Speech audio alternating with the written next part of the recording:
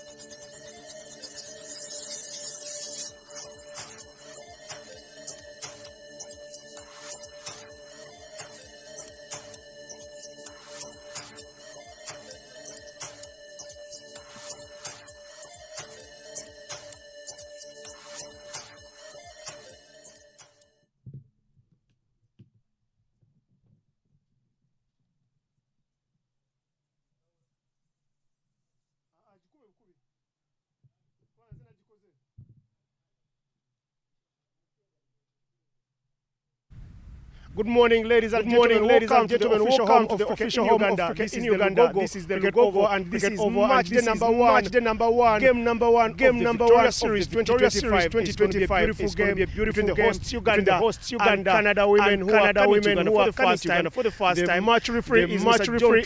John Trust. Hand over the coin to Mbabazi, the home team captain, who flick the coin. Amarpa Uko. Let's do this. Janet.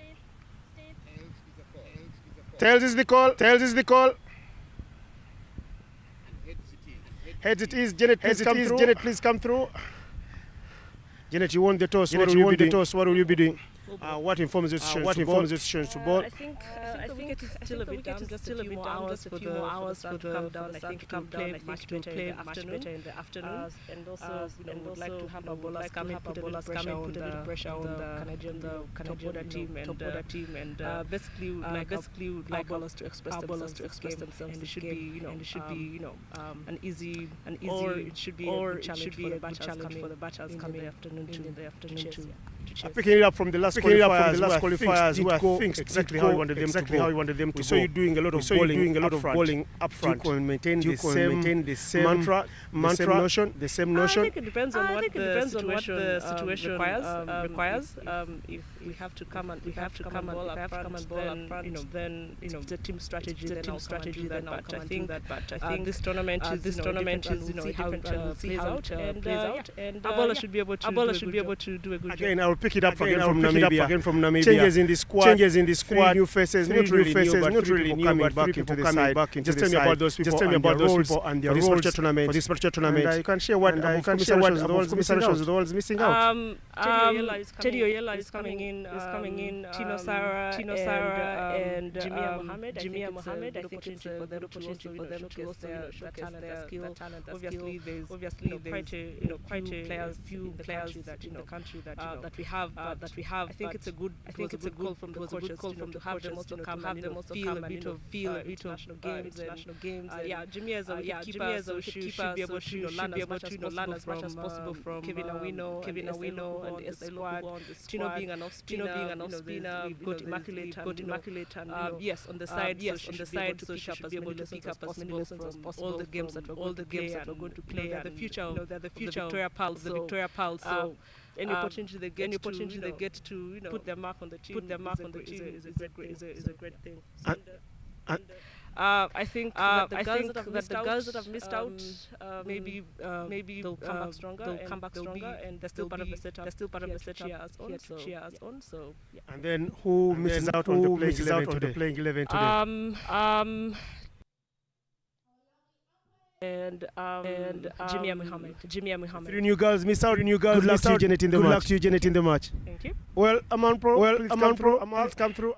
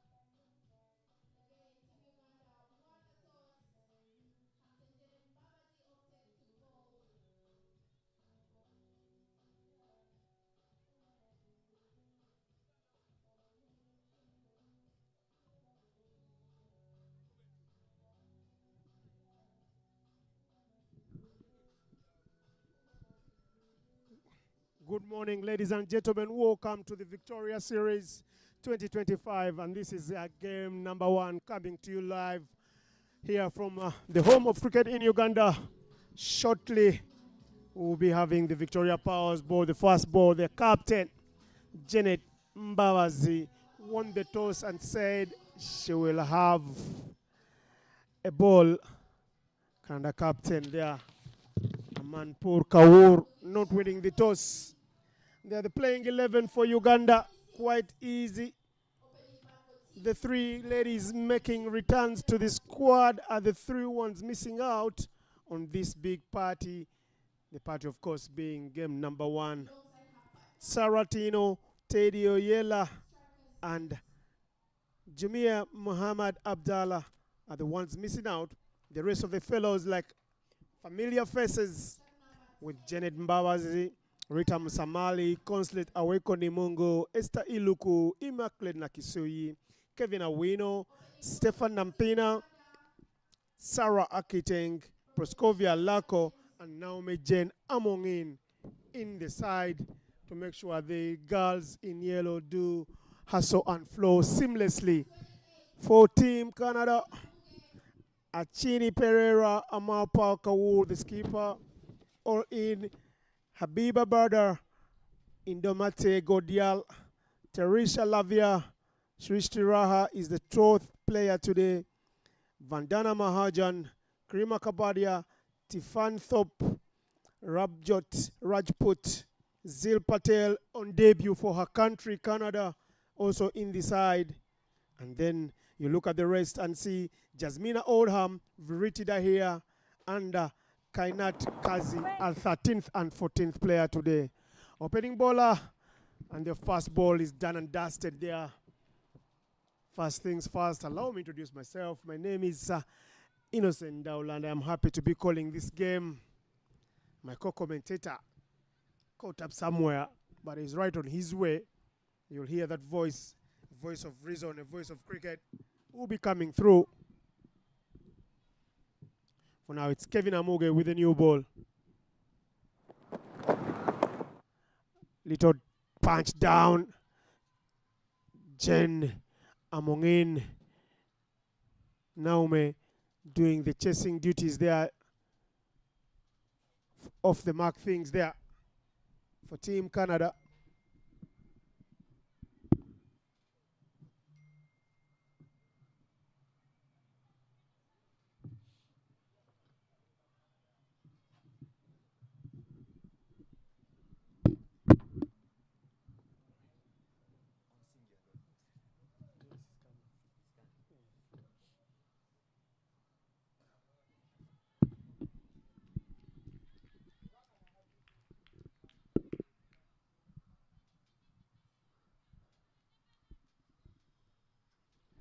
Dot ball affair.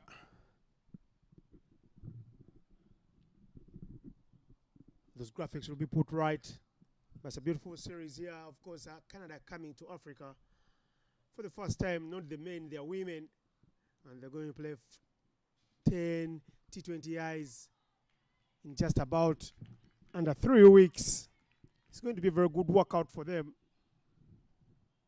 And they're playing against teams that are ranked higher than them, so they should be able to benefit more from this tour. Lugogo looking in pristine condition.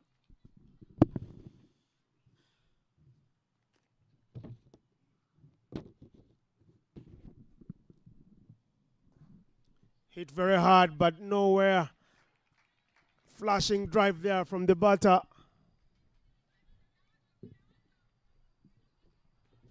No runs on offer. Janet Mbabazi, they are doing the cleanup job there. Kevin Amuge, guilty party over coming a little too close to the batter.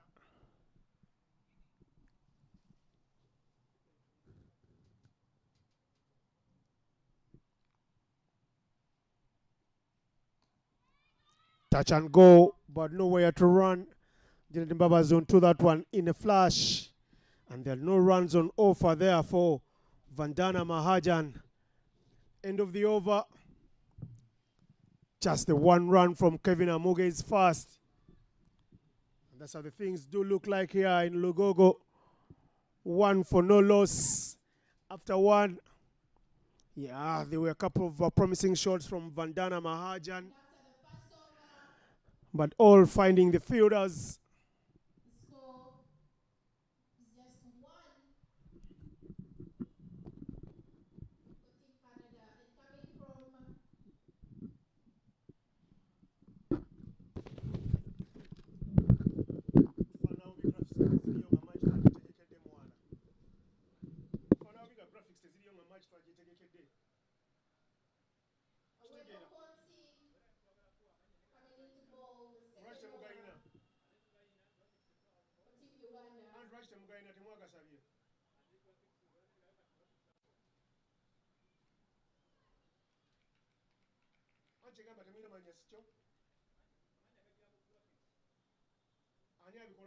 the second over for Team Uganda.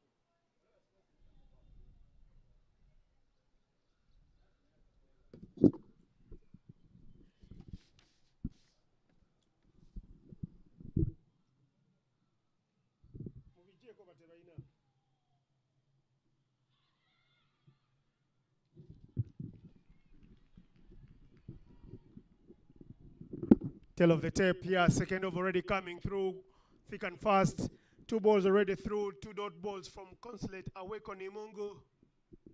100 T20I wickets to her name already, and she's still here grinding for the Cricket Cranes. Naomi Jena Grace. Naomi Jena Mongen. Ball looking for her. Quite an interesting field set here. Touch and go. No runs there. Iluku at point. The throw to the keeper, not the very best, but all good.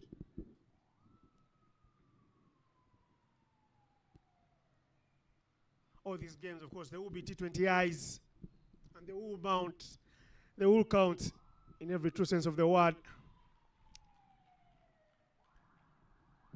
Dotting away here is what Aweko does best, and she's doing that. Achini Pereira already off the mark, but unable to tack any of these ones off the square. Maiden to start things up here for Konsi Aweko, former captain of the Victoria Pals. And it's the end of the over. The scores remain on 1 for no loss after 2 overs. Konsi Aweko Nimungu with a clean over.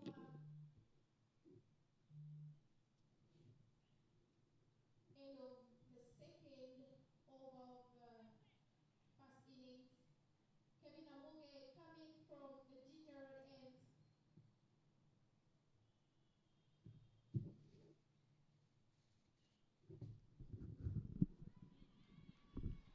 That's a good feather ball from Kevin Amuge to start the 3rd over from the Ginger Road end.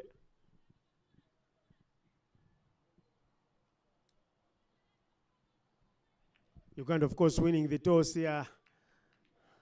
And there's been a lot of thought process for them with how they go about their business every time they win the toss. You expect them to bowl fast. It's been on very few occasions that you've seen them opting to bat fast. Some things look like they are cast in stone. Edged but nowhere to run. Vandana Mahajan.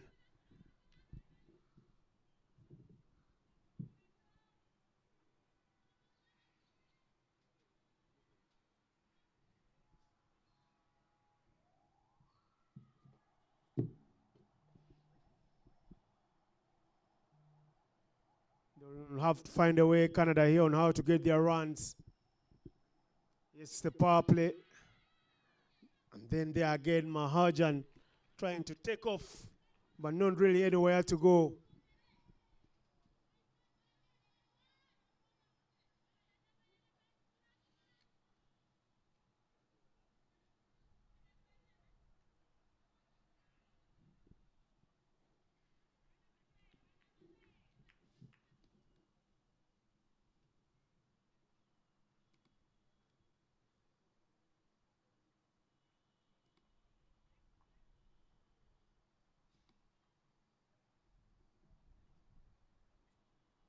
Shimmy down the wicket to no music, to nothing whatsoever. She's been taken out of her misery there. Vandana Mahajan there trying to hoik one over the infield. Instead, she loses her stumps. And that's the first wicket. Clean bowled. Vandana Mahajan goes for nothing after playing 8 balls. It is Kevin Amuge that strikes the first wicket for the Victoria Pearls. Canada, 1 down for 1 run into the 3rd over. It's a beautiful delivery there. Was clean bowled there in full flow, wanting to hoik it, but nothing whatsoever. It's the wicket for Uganda.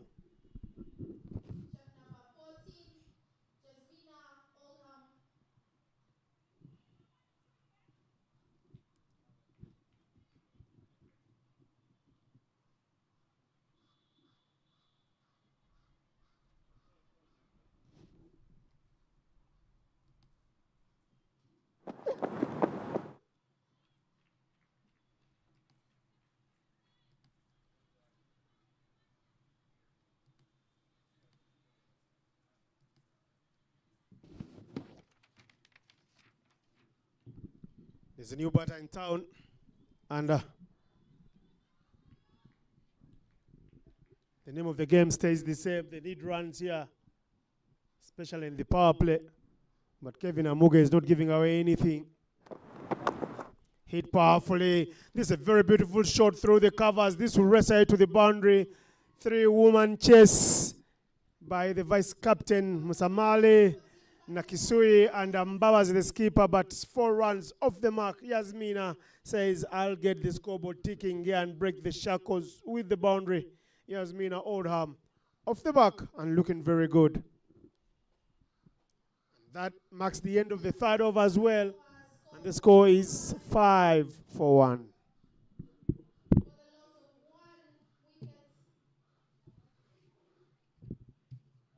That's the beautiful sight of the boundary. The ball racing all the way to the boundary.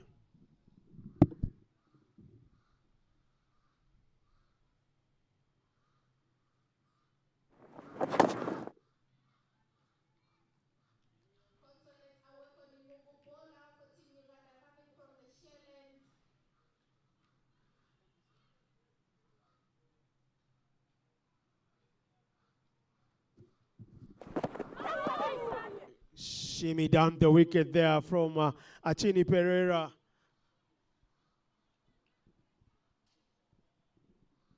She doesn't fall all over. Keeper Kevin Awino unable to pick it up first time. But it's been a dotting affair for big hit across the line. Does it go all the way? Yes, a welcome boundary there for Achini Pereira. That's exactly what she wanted to do, and that's exactly what she gets. 4 runs to the total. Yes, into her legs, and she obliges and power saws it to the onside. Nakisui there in your frame, chasing and giving up. 2 boundaries there in back-to-back overs for the Canada women.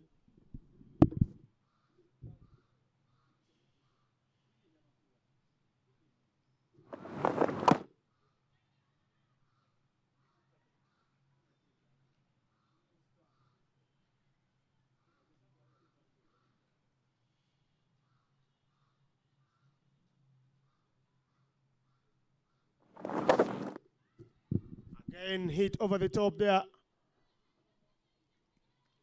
Will not be 1 run there. Stefan Nampina patrolling that boundary. Won't want to give away too many.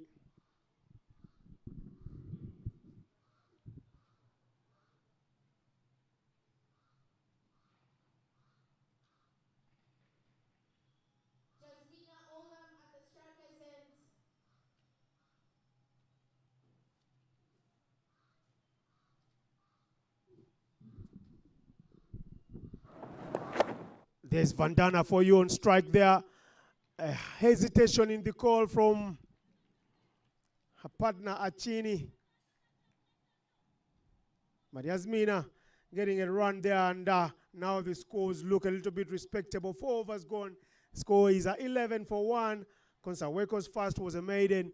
The second over, she's gone for 6. And 11 for 1. After 4, Achini and Yasmina right onto it.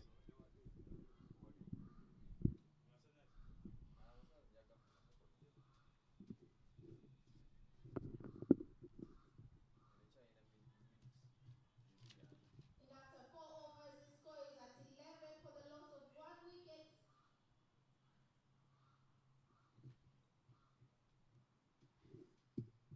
Amuge with her third now. That moved in nicely. Some real good same movement.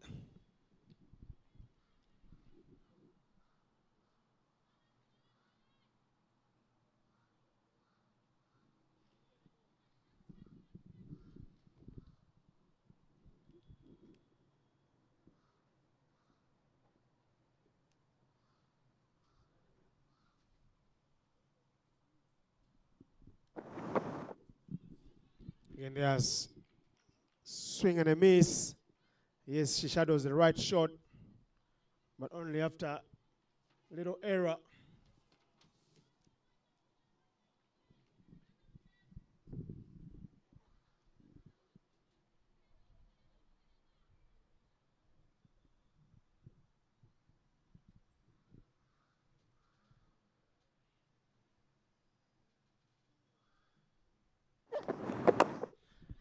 In the air, chance for a catch. Nachisui onto it, and she takes a beautiful catch there, running and sprawling all over the park there, diving forward. Nakisui does complete a very good take after putting in some good 10, 15 to 20 yards.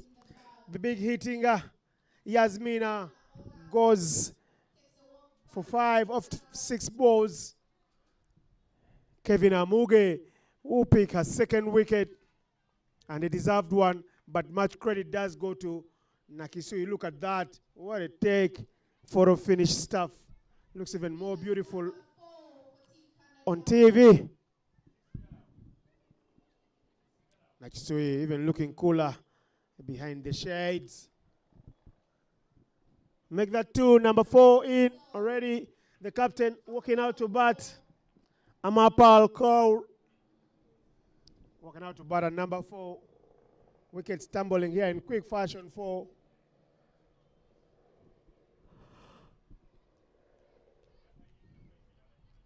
Team Canada. Still have to find a method on how to tuck away at Amuge's bowling.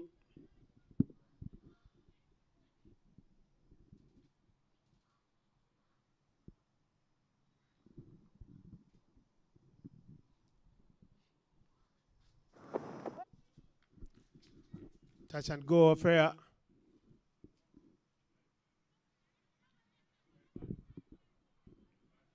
No runs. The skipper, Amanpal Kaur, just trying to put bat to it without using her feet.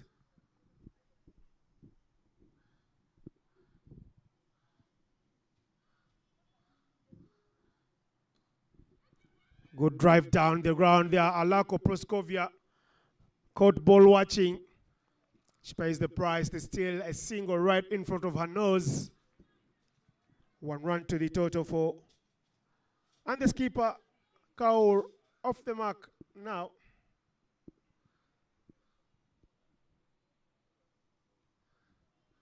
Because like Pepsi and Black Life, big partners for this one.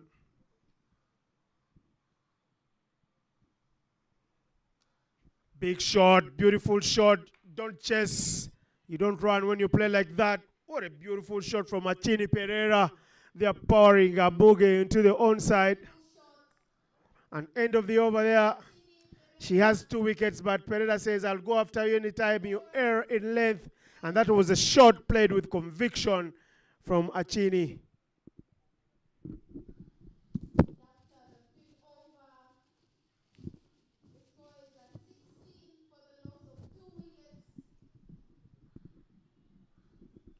Five overs gone here. 16 for 2.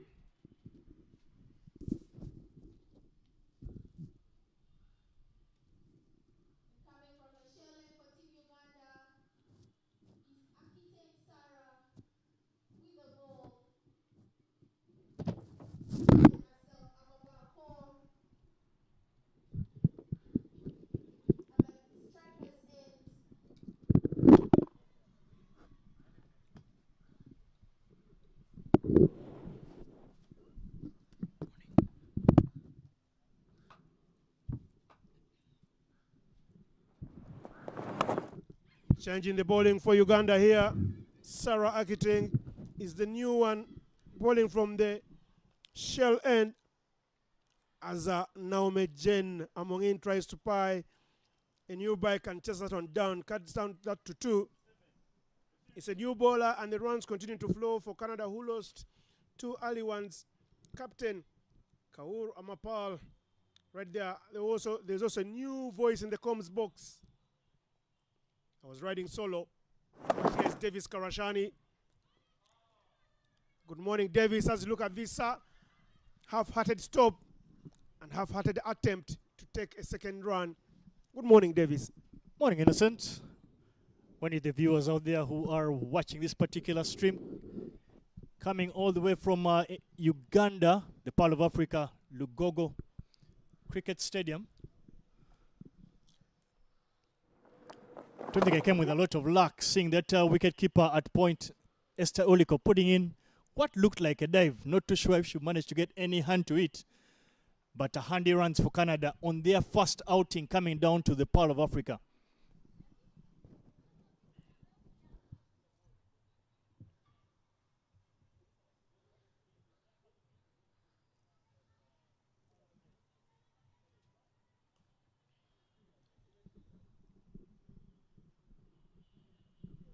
Before you arrived, Davis, Uganda won the toss, elected to have a ball.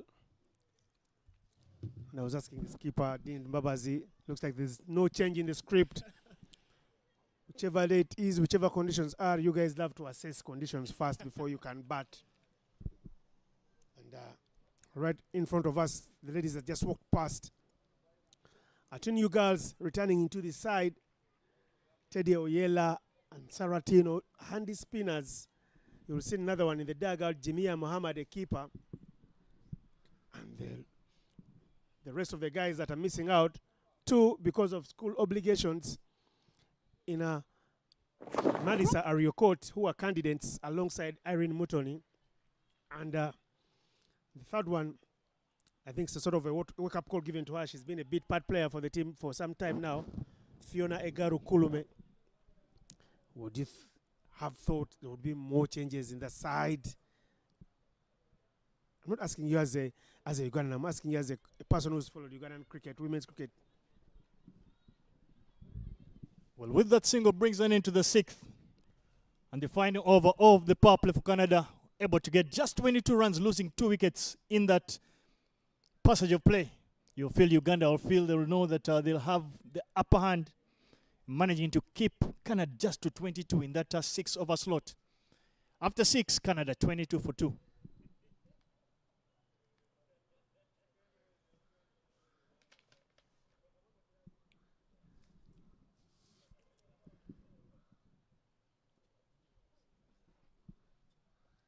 That's the end of the power play.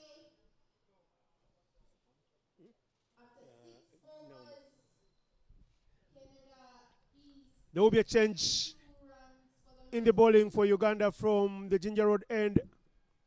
Naomi Jane among in, shot number 11, will be coming to bowl for Uganda. Naomi Chen among in with the ball for Team Uganda. She was given a baptism of fire during the Namibia qualifiers, drafted into the squad on match day 1, hit by Tanzania for 16 runs. In that game, she disappeared, never to return into the playing 11. Tough outing for her down there in Windhoek. Windhoek is never the world's easiest place to visit and go make your debut. She got a rude awakening in there, but she'll know that that could only be the start of what should be a blossoming international career for her. In that Victoria Pearl's jersey. Earlier on, you seem to want to put me on the spot there. Deft touch there. Runs that down to third man for a single, continuing to rotate strike. Exactly what you'd want the batters to do in this middle phase of the game. But yeah, with the clear skies, sunny conditions, in belt of the wicket, not the world's biggest ground.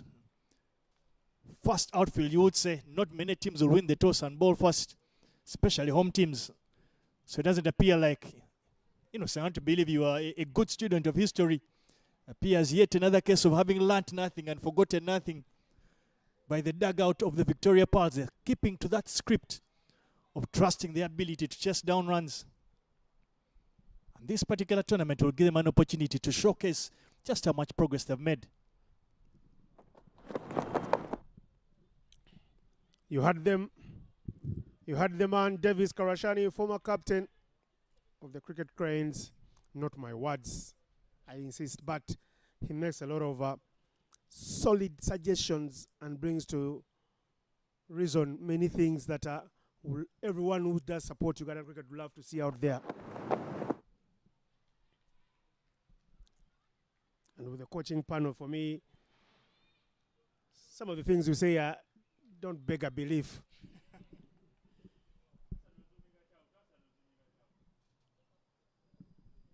You just get a feeling down there in the dugout of the Victoria Pearls.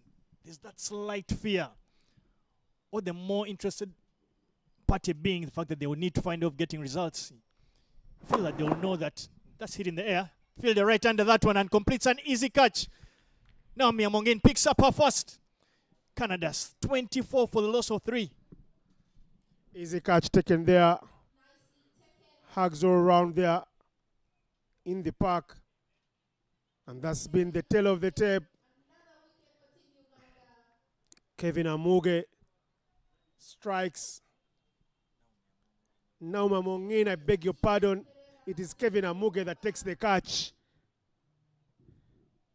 That's the catch again. It stayed a lot of time in the air. And Amongin will celebrate her first in international colors. Who remembers Namibia now when we have one here?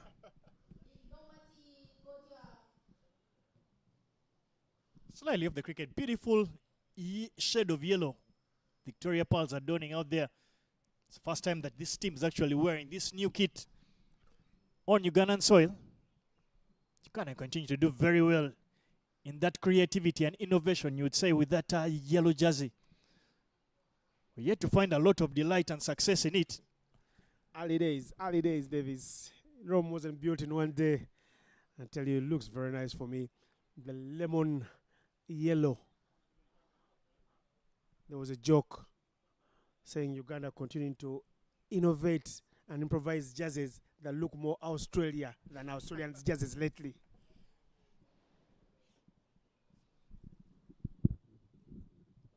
Sarah Akiteng, after Naomi Jane Amongini's first over, goes for 2. The lefty, Sarah Akiteng, will continue bowling from the shell end, which can now be called many things, including a KFC, Java, touch and go. She should be able to hit that ball very hard. That is going further away from her, I think, from the lefty. Put more bat onto it and muscle it.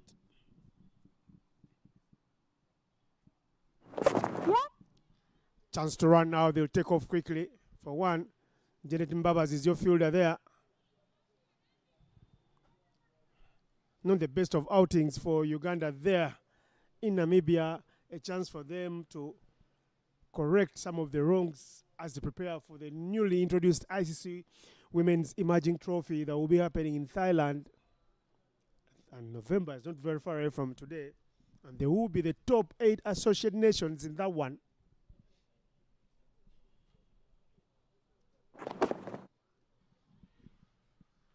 Tough tournament for Uganda to miss out, you would say, Phil, that it was a bit of a difficult outing, as you stated, in Namibia. I just feel like, for me, the Victoria Pearls, they seem to have gotten their feet stuck in the mud, not making a lot of progress. That inability to find a way of getting 1 or 2 half chance goes begging. Didn't carry to the fielder there at point. Easter Eloko, the wicket keeper batter. The batters managed to scamper through for a quick single. I just felt that for me, the Victoria Pearls have not been able to make as much progress as quickly as many people would have liked them to. They need to find the ability to start to beat the teams ranked above them. It is yet another issue that is being faced by the cricket cranes. And with the cutthroat nature of associate cricket, you must find a way of putting in those big performances. Uganda will be hoping to start a bit of another cycle of the qualification campaign if they can pick up a good result in this tournament.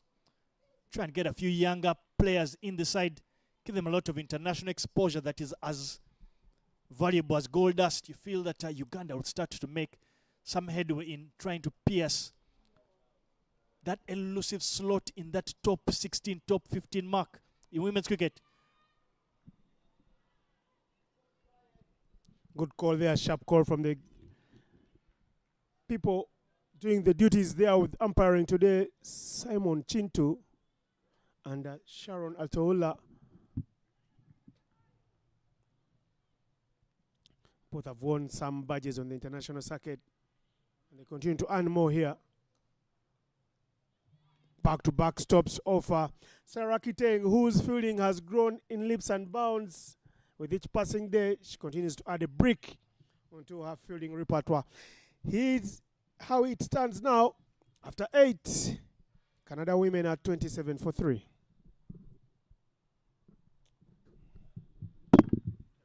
Score remains at 27 for the loss of 3 wickets after 8 overs. Now Mijen Amongin continues for Team Uganda from Ginger Road End.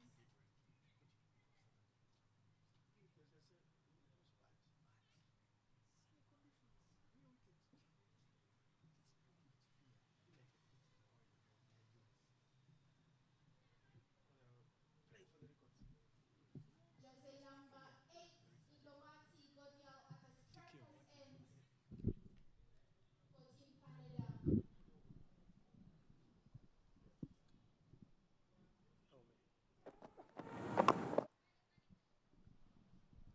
Now Amongin continues to operate from the Ginger Road end. Doesn't have a lot of pace to work with, but is very handy in trying to move that ball around. We haven't seen much of that today. Clear testament to the conditions. Clear skies, not much wind, belt of the wicket. So you just get a feeling there will not be a lot of swing. So a lot of value will come from some aspects of variation. Run out opportunity, Butters stuck in the middle. Throw goes to the wrong end. Sarah Kiteng unable to realize that the opportunity was a lot bigger at this non-striker's end. Run out chance goes begging.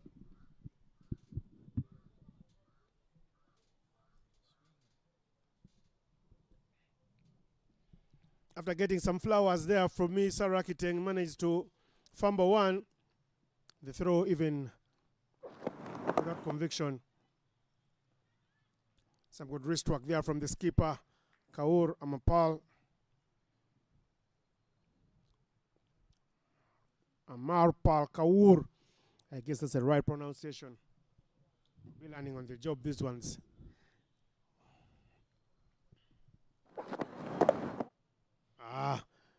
Again, turning it around the corner like a bus driver. Amarpal Kaur, the skipper. Still in single digits here. And the score inching ever close to the 30s now. They are on 29. They need as many runs as possible here to throw a spanner in the works of the Ugandans, who we know can be jittery in the chase. No fly zone there for Stefani Nampina at point area. Well, for a nation that has been starved of international cricket at home, especially here at Lugogo, the Ugandans will be hoping that the fans trickle in numbers to try and watch the Victoria Pearls in action. But with that dot ball brings an end to the 9th over. Canada 29 for 3.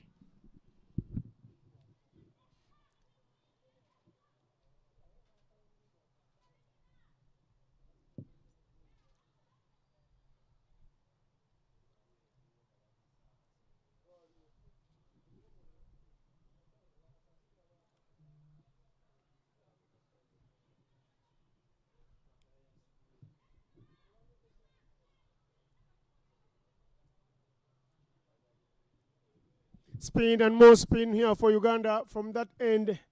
Akiteng does take a break. 9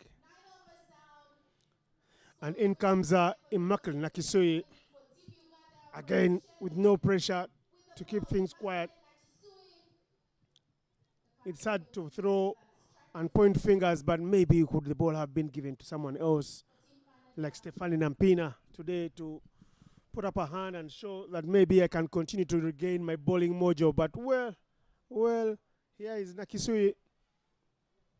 She loves wickets. You'll see those big celebrations coming whenever she does claim one.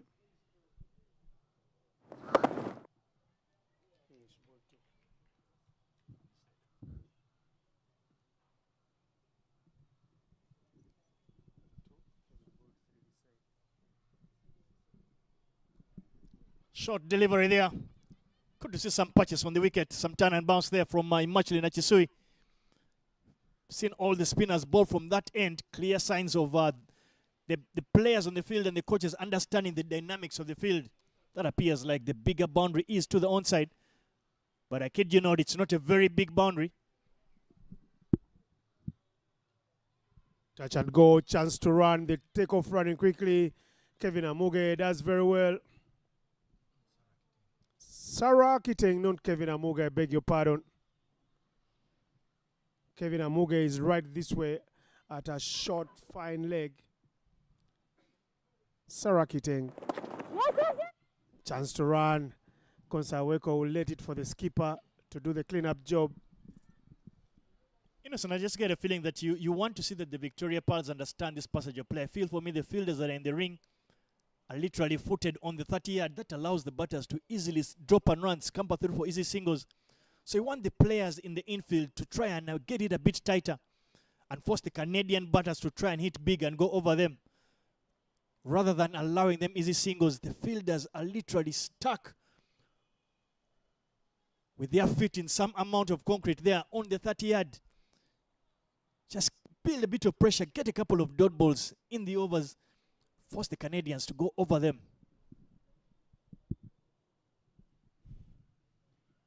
Again, touch and go, more runs on offer. Uganda looking like they were struggling and stifling. Now they let one hand off. Instead of strengthening their hands around the necks of the Canadians, they're giving away many singles, and that's a full toss again. More singles on offer. This has been a beautiful over for them. Easily for me the best over they've had. 5 runs in the over. Not the best because they have scored the most number of runs, but the best because they've been able to get singles whenever they wanted. End of the 10th at the halfway stage. Canada women are 34 for 3. After 10 overs, the score is at 34 for the loss of 3 wickets. Konsi Aweko with the ball for Team Uganda coming in from the Ginger Road end. Change of ends for Kosi Aweko, shot 23 of the Victoria Pearls. Easily the biggest servant of this team. In my opinion, easily the best player, heads and shoulders above the rest. Balls in those very difficult situations for her team. And more often than not, she gets the job done. Innocent, I wouldn't want to go back to the memory. The last time Uganda played Canada on this ground. Horrible, horrible memories. But a chance for the Victoria Pearls to turn that difficult memory and trauma. Give Ugandans some delight. I was staying away from that topic until you brought it. And considering the fact that the man that did inflict the damage onto the Victoria Pearls, onto the cricket cranes, is in the building, is in town. Rizwan Chema is the coach for the Canada women.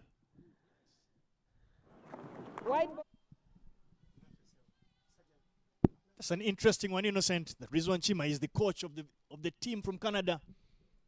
He was a worthy servant of Canadian cricket, a big hit of a cricket ball. Talking about Rizwan Chema, you'll know that in the other dugout, there's the man who dropped him early on in the innings as head coach for Uganda. A serious boundary patroller for the cricket cranes, Deus Muhumuza, did let down the whole nation and the whole of Africa at large on that day. Look at that. Beautiful running.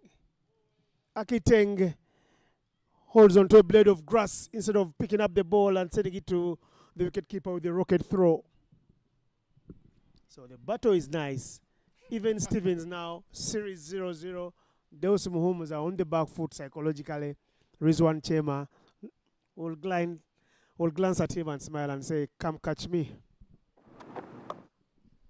Would have done injustice if I don't try and defend the Victoria Pearls coach, Deus Momuza. He was a fantastic servant for the Cricket Cranes.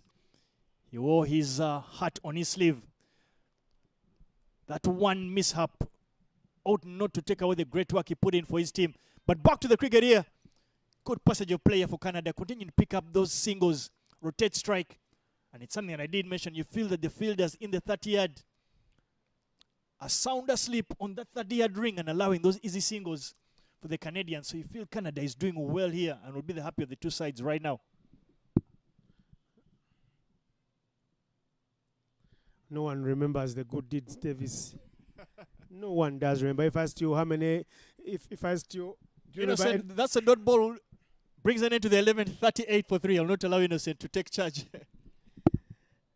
We'll come back to that topic. But like I tell you, Davis, if I asked you, if you remember my last 50, you would struggle to remember any.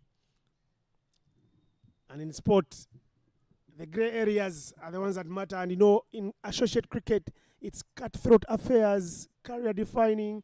Sometimes you snooze, you lose. Careers end. Smiles for someone else, tears for many others.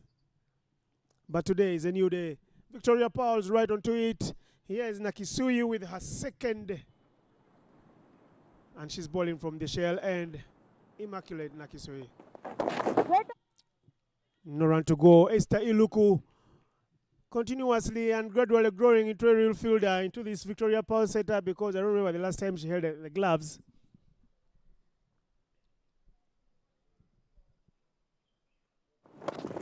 Again, like you said, shades of tan, but she's dropping it a little too short maybe.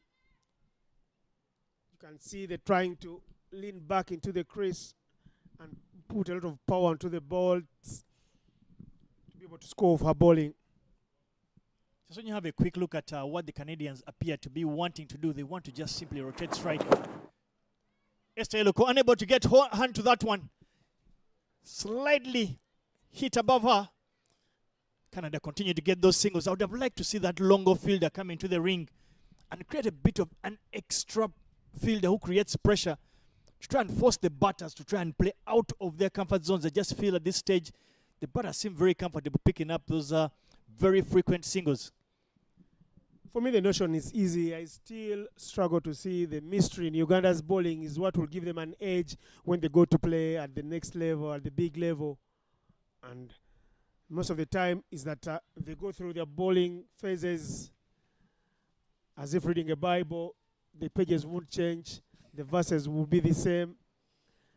And then they will not be able to strike when you need them to strike at any particular time. Innocent, ordinarily I'd have asked you the first 5 books in the New Testament, but I'll save that conversation for perhaps lunchtime as we stick to the cricket itself.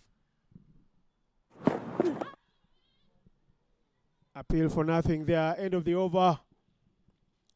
40 is the score for Canada women now. They've lost 3 wickets and it's 12 overs gone. 12 overs gone. The score is at 40 for the loss of 3 wickets.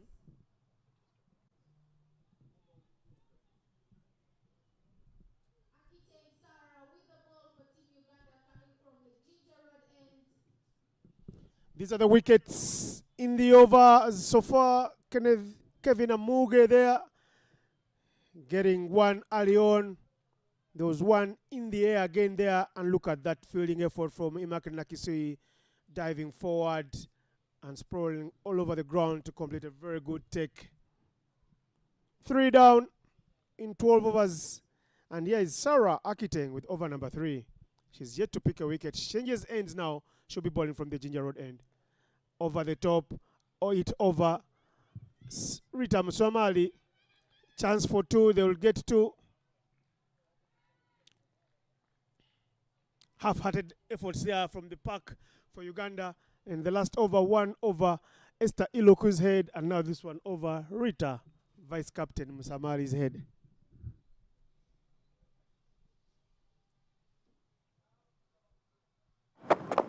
She goes, this is a beautiful shot there, played with intention to the sweeper, Immaculate, who cleans up nicely. The Canadians continue to get their elevation just right, hitting it just over the fielders in that infield. But you just get a feeling, Innocent, there is a bit of intent to find with the batters. They know that they're fast running out of deliveries. They scamper through for a run-out opportunity.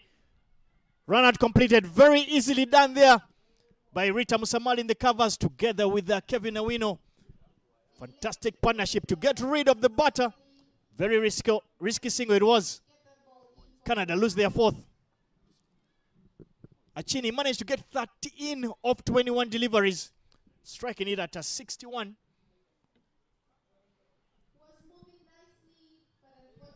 Tempted drop and run there. Yes, and no call in the middle there caused a bit of confusion. The batter nowhere in the frame when Kevin Awino completed that run out.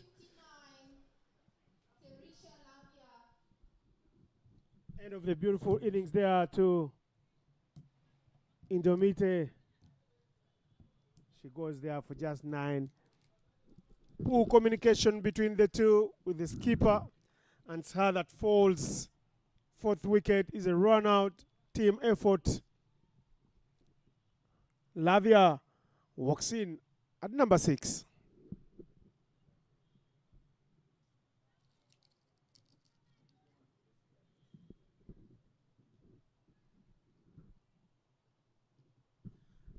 Like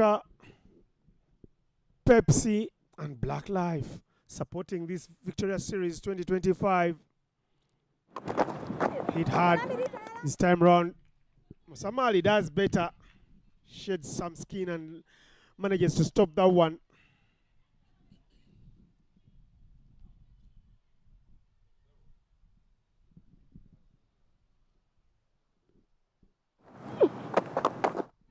Hit very hard to the sweeper. Nachisui not leaning back at the fence.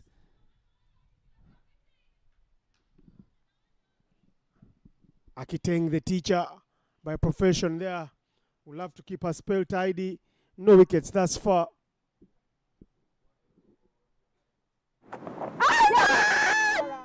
Big appeal there. No runs from the way she played. Looks like she's already pitching on the leg and going further down. Sharon Atola not interested. End over Sarah Akiteng is third. Score is none for 13 for her spell in 3. 45 for 4 after 13.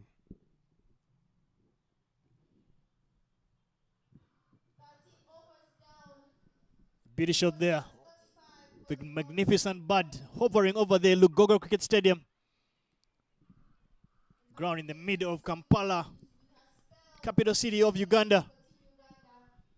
Ground is amidst quite a number of elegant, I wouldn't call them skyscrapers, but elegant commercial buildings right next to the Ginger Road Express that will take you all the way down to Kenya. But coming from the shell end, Immaculate Nachisui will continue to operate from that end. Goes for a big sweep there. I like how she played that shot there. Swept with conviction there, trying to negate any turn. Lavia. Innocent, having had a quick look at Kerisha's stance, where she stands obviously far down the leg side, doesn't seem to move her feet at all. She appears to be one of those that likes to use her hands. Her strength will be in how quickly she can use her hands. In terms of those kind of batters can be quite destructive. Yes, she has a chance. You can see how she plays. The one she holds the bat very freely. Looks like she can adjust the type of shots she would love to play.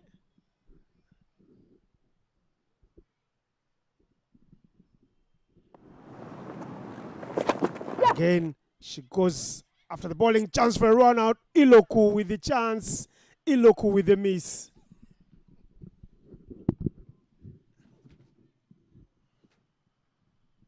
Another run-out opportunity. Goes begging. Clearly some work for the technical dugout to look into. Try and get this fielding in it a lot better. Goes for a big slug. Hits that straight into the screen. Work to do for Stephanie Nampina, who keeps into just one run. They scamper through for a second. Run-up opportunity taken. Completed. Suicidal running here from the Canadians as they lose their fifth. It's Teresia Lavia getting a lot of praise from you before that. She runs herself and says herself cheap down the river because it is her that called and it's her that perishes. Teresia Lavia, you can go take a shower now because she played. Good shot there, the skipper. Nampina was looking good with the throw, and look at how clinical Nakisui did look with the completion of the dismissal. And high fives around the park from Naomi, Jenna Mongin, and Stephanie Nampina. A lot of credit there goes to Stephanie Nampina, how she quickly ran around that one. Ball was hit firmly into the screen, but the slow outfield did the rest of the work, and Stephanie was able to run around that, collect that first time, and get in that bullet arm throw straight to her teammate, Imagine Nakisui, to complete what ended up looking like an easy run out.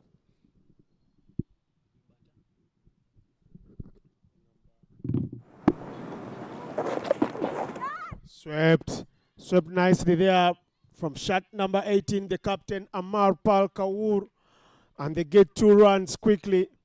The new batter, of course, walking out to bat there for Team Canada is Habiba Badar.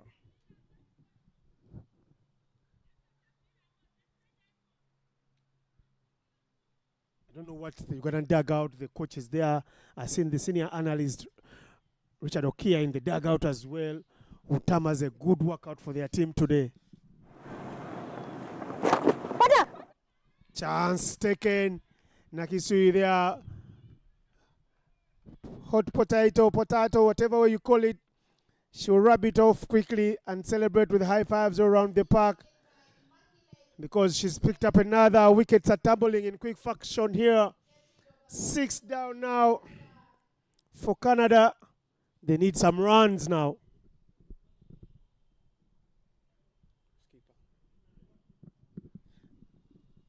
The skipper comes. She held fort there. She was looking good. Amar Pal Kaur, 18 of 31 until when she decided to shake hands with the bowler.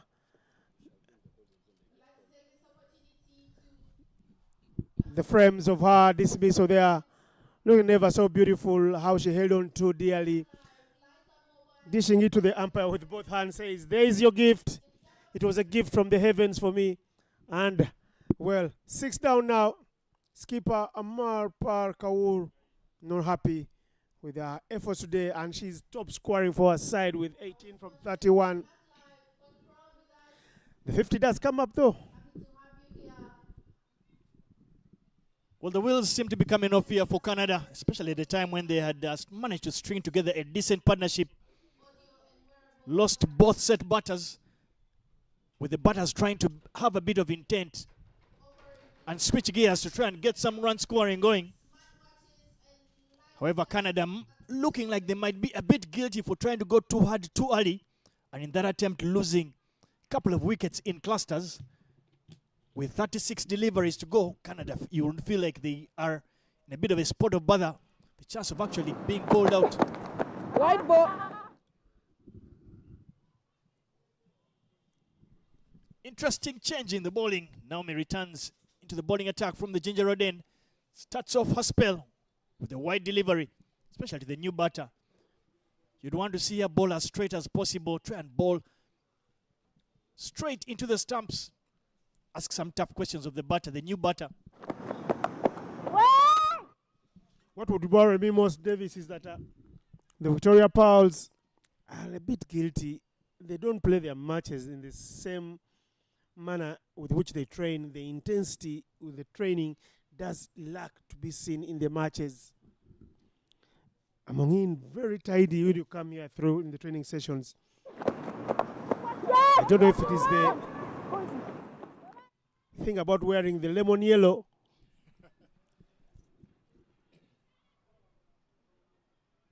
She's a much better player than her outing in Namibia does say, and her outing here today so far. Yes, she's gone for less, but I tell you, the rankings do tell the other part of the story.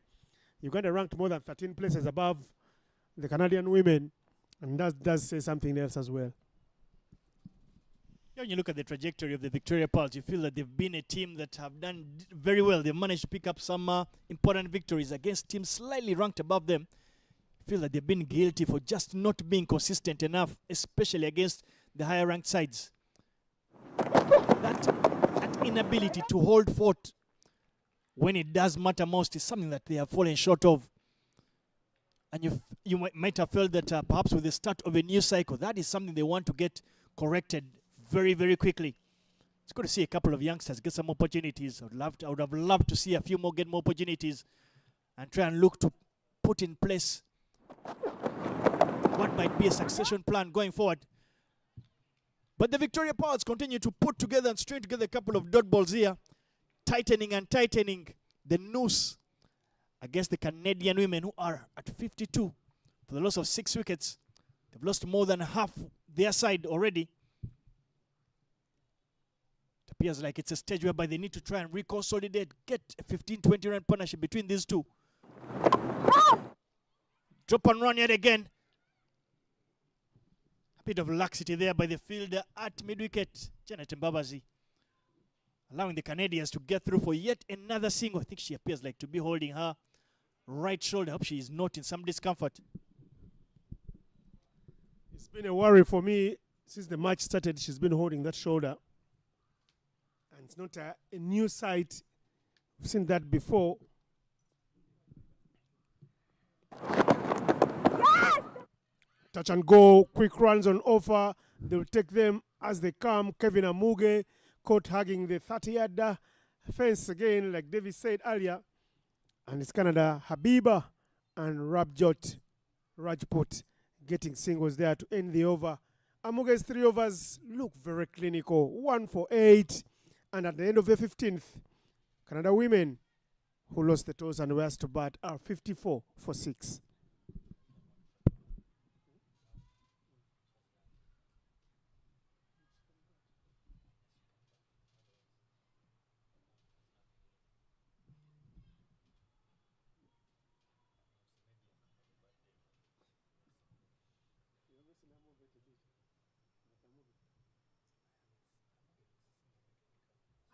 Sarah coming in for Team Uganda with the ball from the shell end.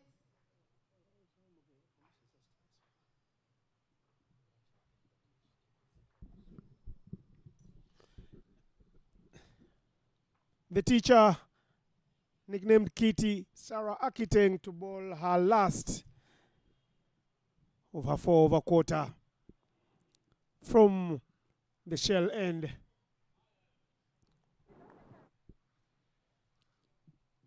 Left hand on strike. A bit surprised, Innocent, that Janet has opted to bowl her left-arm orthodox spinner against the left-hand batter. More often than not, many pundits like to say that the matchup will be in Canada's favor.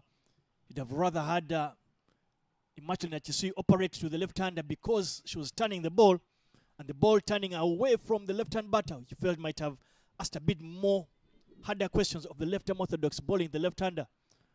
But I guess, Innocent, that's why we're in the commentary box and not out there in the sun.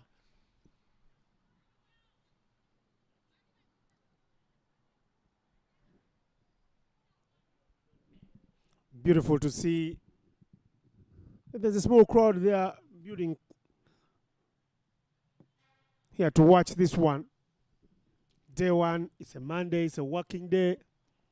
I know, Davis, you woke up at 5 to put in some hours in office before you could come here. I won't say the same about myself because today's a day off for me. And here is Akiteng, the teacher. Kevin Awino always makes keeping look easy. The less said about her, the better. It's one aspect of the game where you make sure you don't say too much, or else you could rain her luck. Innocent, a boss of mine, I really hope is actually not watching this stream. Is the one person in the world I hope is not watching this stream. Makes a big allegation that I'm addicted to cricket. That I'll run at the first opportunity to try and make whatever contribution to this game. I don't think it's too wrong. Hit over the top, over Akiteng's.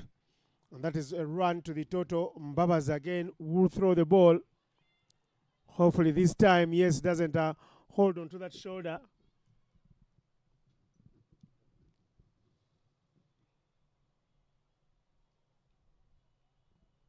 As a coach, Davis, you've done some little coaching before. Maybe you can answer this whenever you want. What would be the takeaway for you as a Victoria Pearls coach? What would you have loved to see? Forget the victory. The W is beside the story as the lefty there does hold out. Habiba Badar goes to the lefty. Sarah Akiteng. Akiteng gets a wicket on her final ball of a quarter. 56 for 6 becomes 56 for 7. Forget the graphic. It's not Amar Paul Kaul gone. It is Habiba Bidar that has been dismissed. There you go. Hoik across the line. Catch easy as bananas for Kevin Amoge.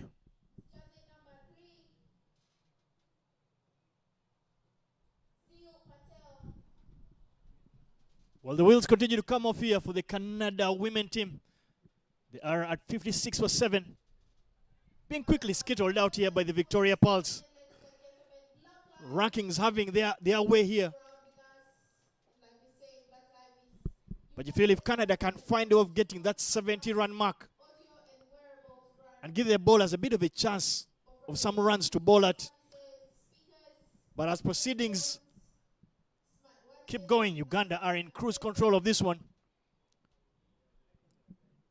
And the new batter there for Canada, Zil, will know that these 24 balls coming up are very, very important in Canada's attempt to get a decent first innings total, especially in the first game of the series. Naomi Jane Amongin, all the way from Soroti with her final over there. A little good movement. That one go runner to the boundary.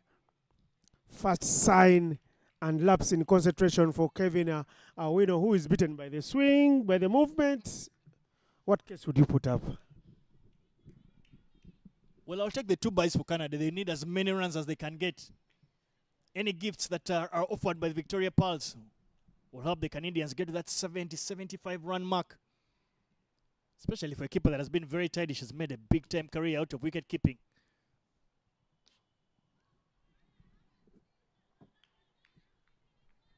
Signs of movement. Finally, you seen some from Amongin? Just get a feeling again for me, as I did mention earlier, she's not one that has express pace. So she must find a way of making sure she's one of those bowlers that either thrives off her accuracy or has the ability to swing the ball a bit or to create some bit of variations that create wicket-taking opportunities. Other than that, if she bowls a bit too full at her pace, she'll easily get creamed.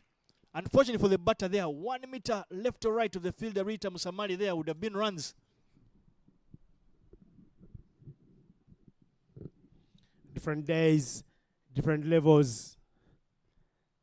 In men's cricket, they will tell you that Amongin is a bowler who could fetch easily 20 and over. Chance for a catch. Bounces right in front of Esther Iloku. She does very well to cut it off to 1.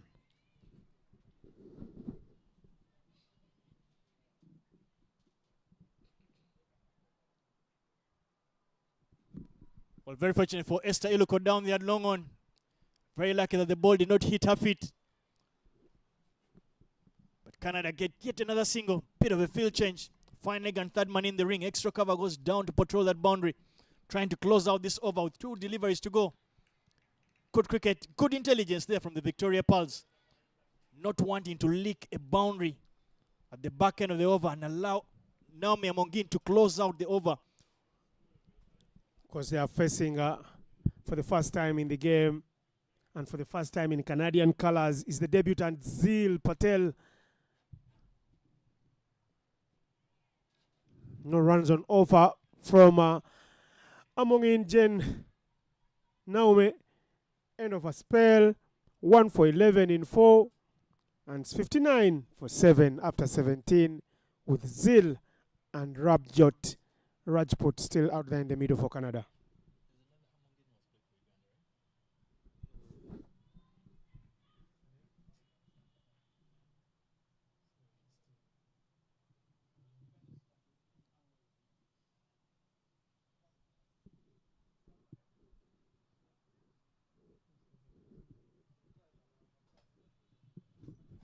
Well, there is a change in bowling with Sarah Kiten completing a quarter of 4. Machel Nyachis will come back from that shell end KFC, and you would say. But we're going through a very quick fact check here.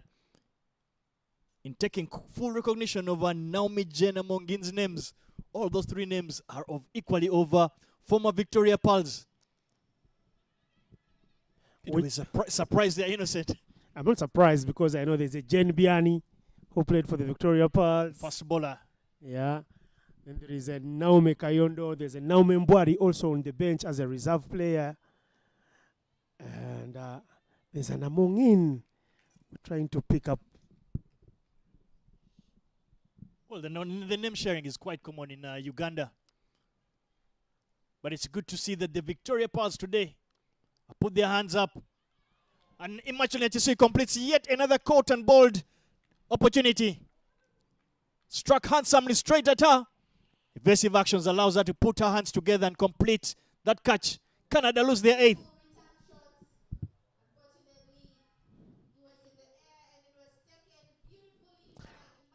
Rajput goes there, throwing the kitchen sink and everything in the kitchen. At that one, only getting it straight to Nakisui, who was in the way of the heavy traffic. She couldn't do too much but catch it. And well, 2 dismissals there, some sort of pain. Call it animated pain because she loves the wickets, she loves the catches, and she puts her body on the line for the team as Uganda pick up the 8th, 59 for 8. The physio of Uganda, Imam Tugume, on and off in a flash because Nakisui says it's all good, it's all fine.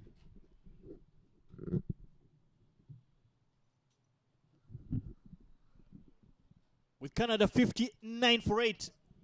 That 75 run mark we did speak about earlier, continuing to elude them.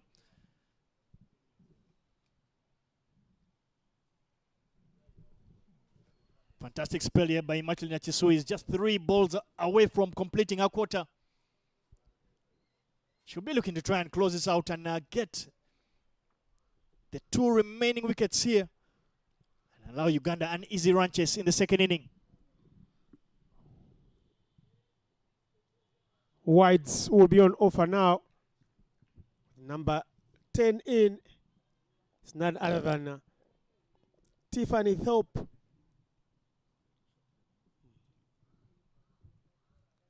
Onto our pads again. Chance to run. They won't take off. Amuge.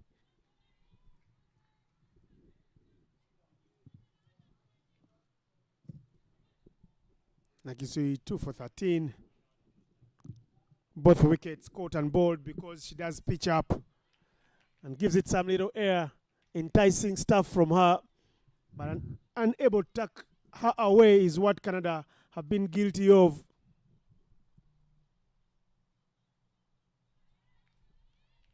And that is the end of the over.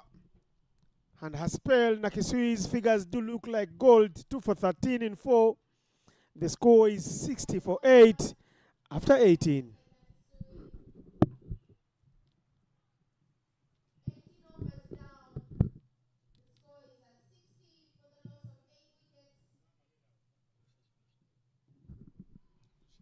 Looking at the one there, Canada just never got out of that first gear.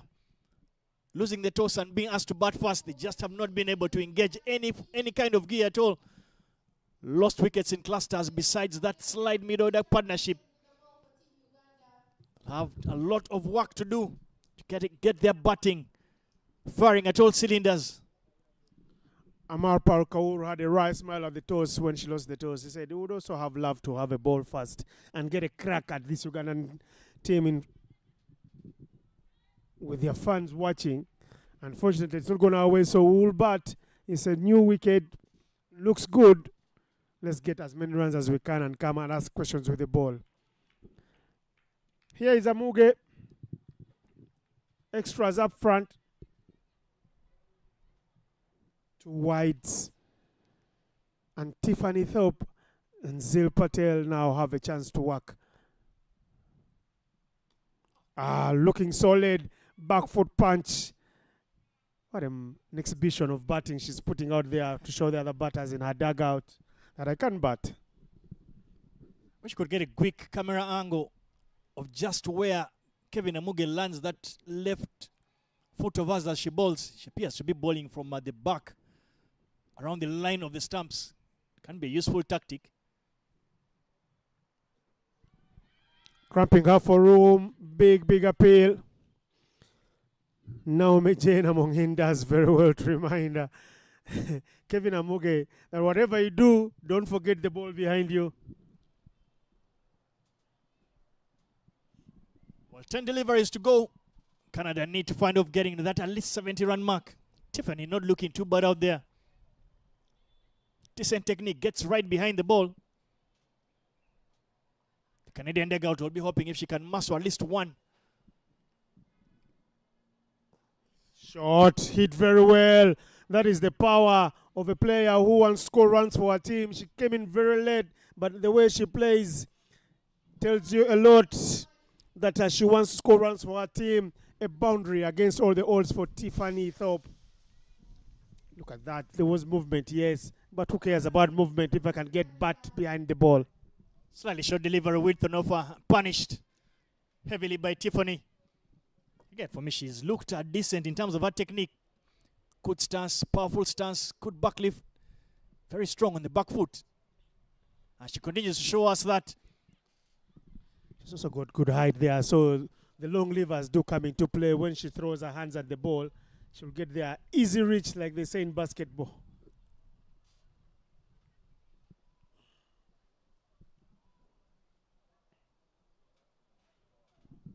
Yes, and you get a feeling for Canada, they will be looking to make as much use of the opportunity that they've gotten to come all the way to the Pearl of Africa to play the Victoria Pearls. I feel they will be one of the two sides that will be heavily picking up as many lessons as possible to fit into their ambition of climbing up the rankings. Slightly short delivery. Oof. Umpire, I think that was out. Because Zil Patel not happy with her effort. She's got to take a walk. And Kevin Amuge strikes.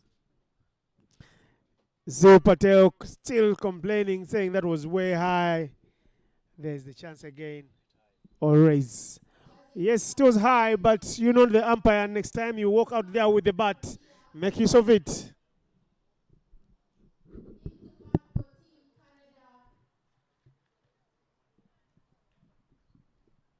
Still feel very unfortunate with that dismissal. As Uganda pick up their 9th. Canada continue to try and crawl to that 70-run mark. The Canadian dugout, they are not much joy and happiness, but you can see the batter there. Zil Patel clearly is showing the batter. It was a bit higher, but her partner there, the captain, telling her that was a short ball, asking to be hit. Could have hit it anywhere around Kampala City.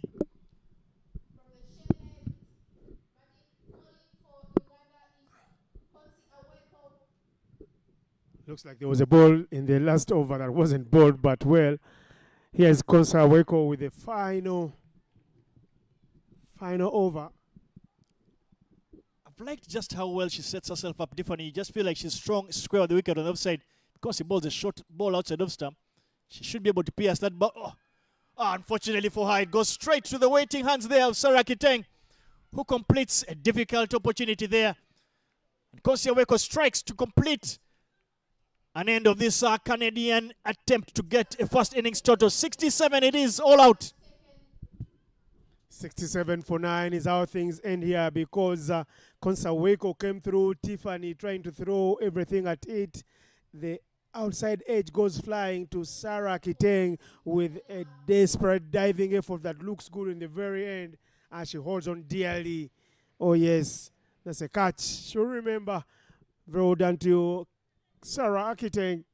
And it is Canada that are all out for 67 before they finish their 20 overs. All out for 67. That's the women in yellow, black and red, walking off. Good effort from them. They will feel it's been a very beautiful effort on match day number 1, restricting Canada to 67. Now, as you see that beautiful shot,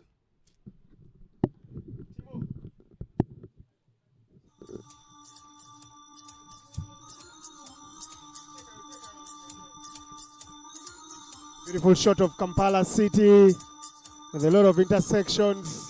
Not a city of many skyscrapers, but well, it's a business city, so the business is really downtown.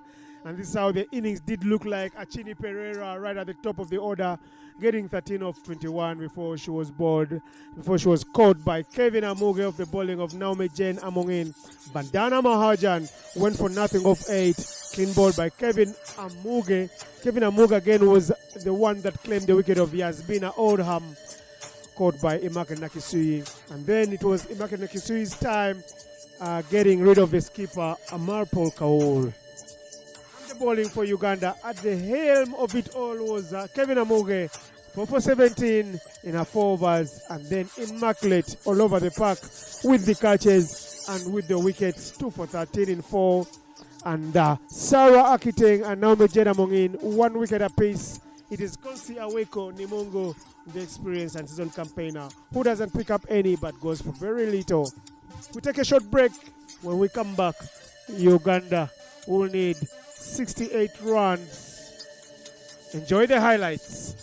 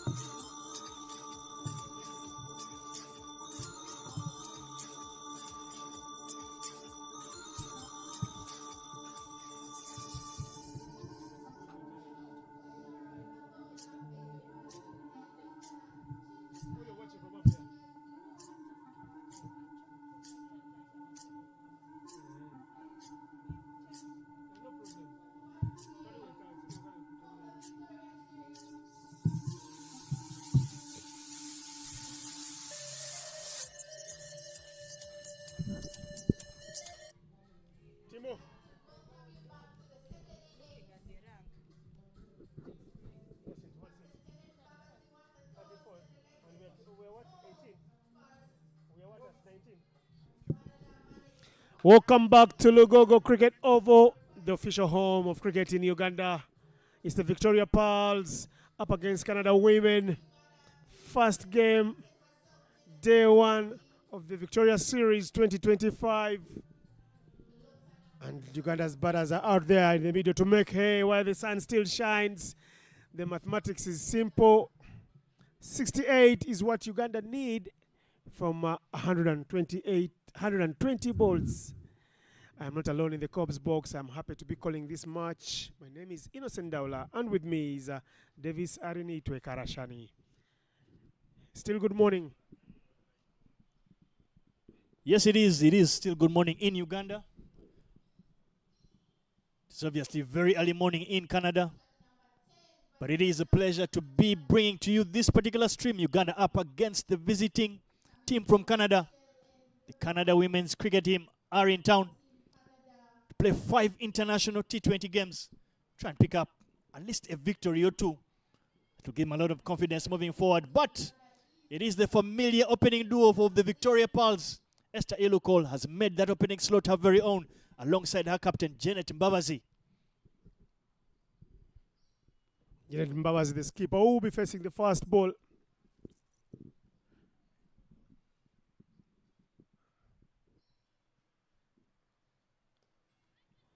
Nowhere to go, nowhere to run. Not much pace in that. Appears to be one of those bowlers who likes to thrive off swing and accuracy. Vandana Mahajan is your bowler bowling from, call it the Shell, call it the KFC, and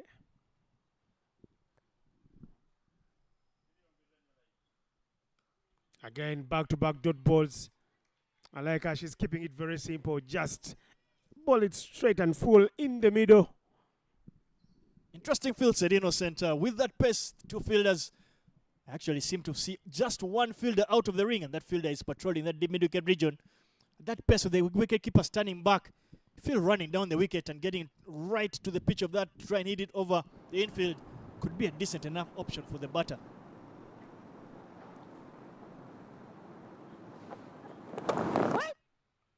Misfield.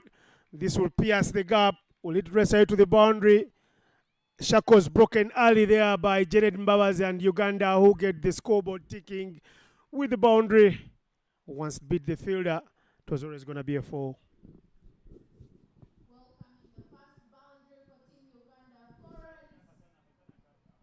Very full delivery there, asking to be hit. Not a pleasant side there of an effort there in the cover region. Slightly slow outfield, but the ball wins that particular race. Uganda's run chase is underway. Still sunny skies here at the Lugogo Kerovo. Touch and go. Again, chance to run. It ricochets off the stumps. Mbabazi and Iloko run past the stumps. Couldn't hardly come back for the second. Innocent, you did hint earlier on the fact that some of us had to run out of wherever we actually get some bread, you would say, to come and watch the game. I will tell you a thing or two, and something you probably have a good idea of. You feel that the Victoria Pearls might be very privileged and very lucky to be playing this series based on the fact that there's so much uncertainty of just how long we'll be able to host international cricket here. So they could have an opportunity of being the last cricket team to play at the home ground, the Lugogo Kerovo, a ground that has had a lot of sentimental value to a lot of Uganda cricket followers. Hence my insistence on saying Lugogo is the official home of cricket in Uganda. You forgot to add for now. But if you're a student of literature, for now does add a little to any English sentence. Half attempt there for Ugandans to run themselves out. They survive. It's the end of the over. Over number 1 gone. They get 6 from Vandana Mahajan's first. It's Janet Mbabazi and Esther Iloko on it.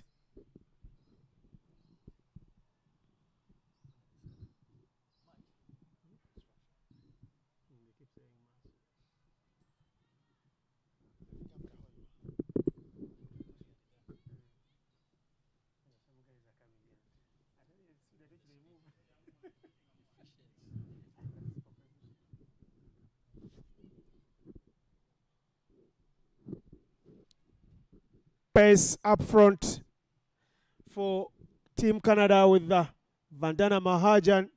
And it looks like they'll be slowing down the music now. And they'll bring in Indomati Godial with some spin. Same script like Uganda. Kevin Amuge one end, Kosi Aweko the other. Tico right in front of their noses, and they set off running. Call it silent witness. Literally no call there. They just look at each other. No, it's a run. The camaraderie being built between the two over the years. Well, this kind of tactic is one we've been seeing in the current World Cup, Women's World Cup, happening in India and Sri Lanka. A lot of teams going with the fast ball up front and a slow bowling option. We've seen teams bowl with that left arm, slow left arm, orthodox spinner. So this tactic is basically a trend. It's a modern day tactic for a lot of cricket teams to try and put as much pressure and get as many wicket-taking opportunities, especially on slow turning wickets, which the Lugogo Kerovo does usually provide. So good tactic here from Canada. Gives you a bit of an insight that Rizwan Chima does remember some aspects to do with what the wicket is like here at Lugogo. Flight on offer there. Misfield again. The dive. Desperate effort. The cleanup job will even be better because that doesn't race out to the boundary. It's a couple of runs to Janet Mbabazi, who continues to keep her strike rate right above 100. Indu clearly very displeased with that effort by the fielder there. If I were her, I'd be more worried about how well I can bowl. That was a full toss. Could have been hit a lot further, but she overcorrects this time around and manages to get that in line. A bit of she's bowling those little leg spinners, leg cutters, you would say. Not much turn, but rolling her fingers over the ball to try and get some leg cut.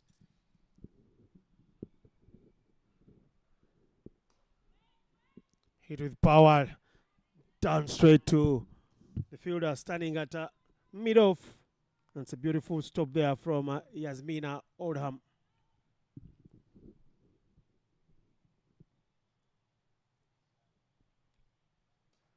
Mbabazi goes trying to tear the cover off the ball this time around. She gets some little space between the two fielders, and well, second boundary for Uganda and second boundary for her.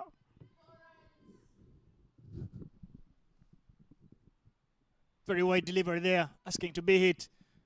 Chena throws everything at it, manages to pierce that vacant extra cover region. And with that boundary brings a change in the field.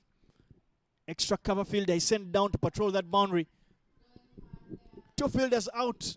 The 30 had a long on, and that extra cover region was just got in the fielder there. Drop and run tactic here. The Uganda has managed to scamper through for yet another easy single, bringing an end to the second.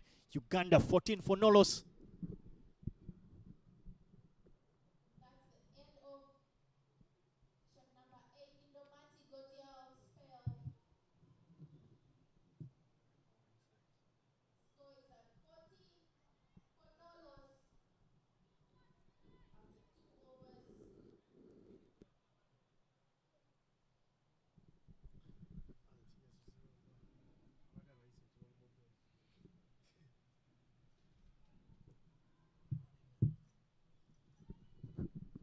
Very relaxed dugout there of the Victoria Pulse. They know they are in cruise control of this one.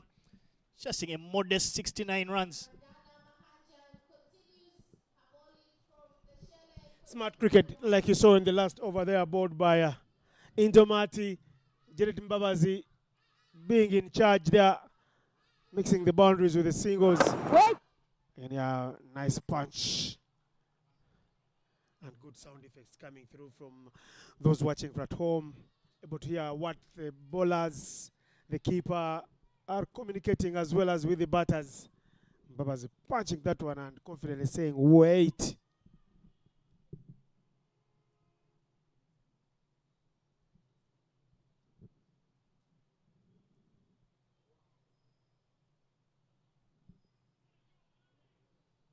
It'll hold up in play. And by Sharon Atula, looks like she's got to pick something from the dugout. She picks it and pockets it was about to say, is that her puff holder?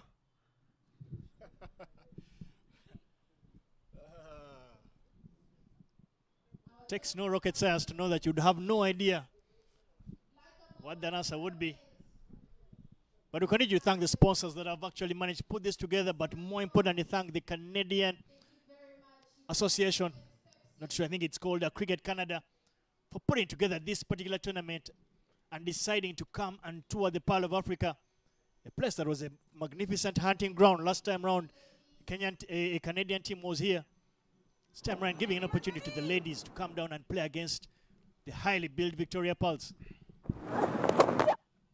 Good hands. Flicking it onto the own side. Chance to run. She'll get a single this time round. Skipper Janet Mbabazi and hand the strike over to Esther Iloku. Esther Iloku continuing to grow and cement her role as the #1 and premier opening batter for the Victoria Pearls. Goes there with a big booming drive. Esther Iloku has been there on the wrong end of results with half centuries as Uganda throws away victories. Your choice of words, Innocent. But I think for me, generally, I think Esther Iloku is one of those that has had a good curve in terms of her progress. Started out as a slightly fringe player.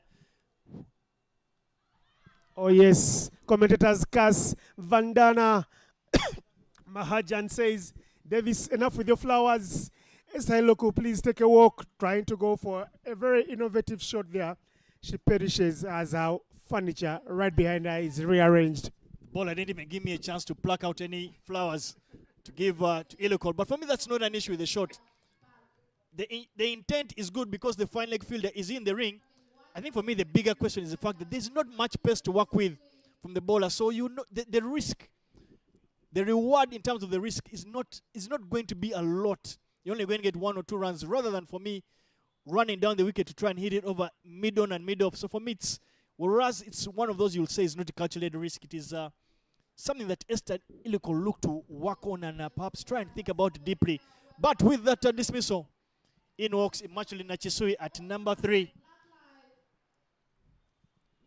The way you played your cricket, Davis, you lived and died by the sword. I won't see you blame any batter for getting dismissed like that. Trying to up the ante of the scoring with the bowling, not giving them too much trouble. It's a wicket against a round of play, 15 for 1. And here is Immaculate Nachisui. Innocent there continuing to give you an example of him having that illusion of focusing too much on the results and missing the aspect of the process and the intention. I'll tell you a thing or two, Innocent. That shot is one of the most important shots of the modern day cricketer. The ability to try and play that lap to pierce that gap usually created at fine leg. It's just the timing and understanding when to play it. Perhaps that went lacking there for Esther. Very well bowled there by Vandana Mahajan. She ends the over there with some incisive deliveries there to Nachisui. 2 back-to-back dot balls. Nachisui, a former skipper, joining the skipper of the Victoria Pearls in Babazi Janet. After 3, the score is 15 for 1.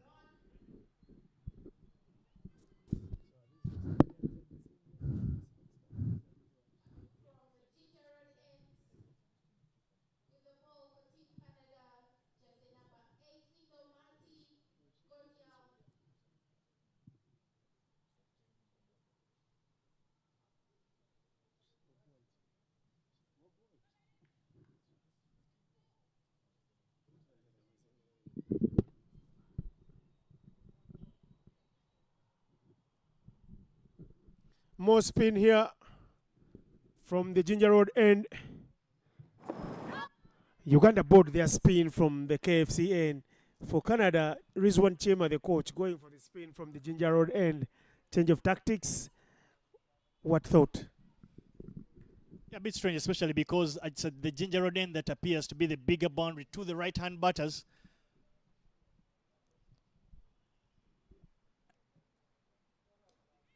A drop and run tactic there yet again. Janet Mbawaz hits that straight to the fielder. Who was the bowler there?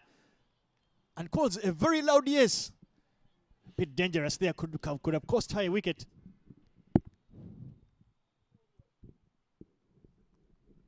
It already on 13 from 13 with 2 boundaries. Touch and go. Imagine Nakisui was off her heels very quickly. If she was to be sent back, it would have been another wicket instead. You know, so just taking a quick look at the field, you see that the 2 fielders that are out of the 30-yard are the deep mid-wicket and extra cover. That gives you a little bit of an indication of where the bowler is going to try and pitch it. You feel that the boundary options are over mid-off and mid-on, so if the batters can learn to come down the wicket and hit the ball over the infield just like that, that's a slightly full delivery.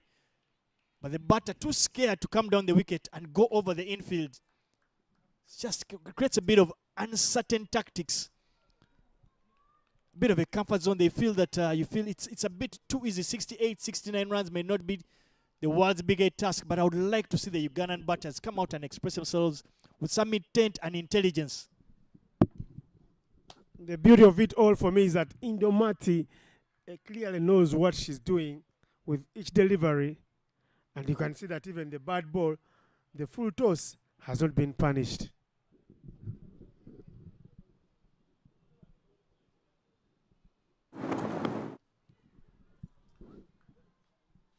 Imagine that Chisui is yet to get off the mark of 6 deliveries, and with that dot ball brings an end to the 4th. Uganda 16 for 1.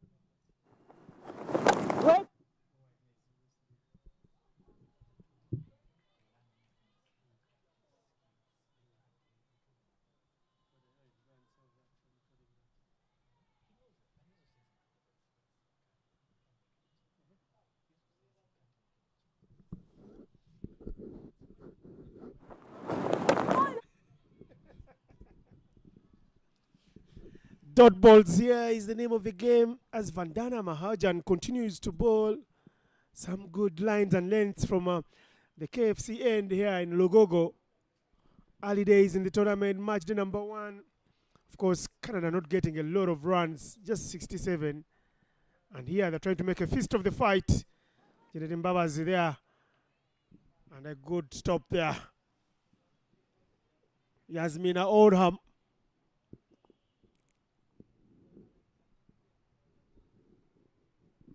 While changing the field, the extra cover fielder who is being deployed for Janet Mbabas has been called into the ring. So there's only one fielder out of the ring who is a deep mid-wicket. They recognize that Immaculate is a heavy, slow starter. This time gets enough wood to it and runs down to that vacant fine leg region, picks up her first boundary, and she gets her ranches underway. Najisui again saying, yes, I haven't scored off 5 deliveries, but the 6th ball and the first scoring shot she does play, she goes for the innovation you do require from the batters. Innocent, we did have a slight debate on that one about options, risk analysis, and you can tell that that particular shot is very, very important for the modern day player, especially if it is executed well. So kudos to her. Vandana not very happy. Let's see what she does now. Nakisui now going for power. I think she says she demands respect and she wants the Canada bowlers and the fielding unit to put some respect on her name. She decides to play out with big shots now. This time on, she wanted to go downtown. She didn't master it very well. Yasmina cleaning up nicely. Here's Vandana again. What? Touch and go, no runs. Still the one scoring shot from Nakisui from the 8 balls she's faced. She's got 4 from 8. Vandana has 3 overs, have gone for 12. She's got the only wicket thus far. And Uganda are 21 for 1 after 5.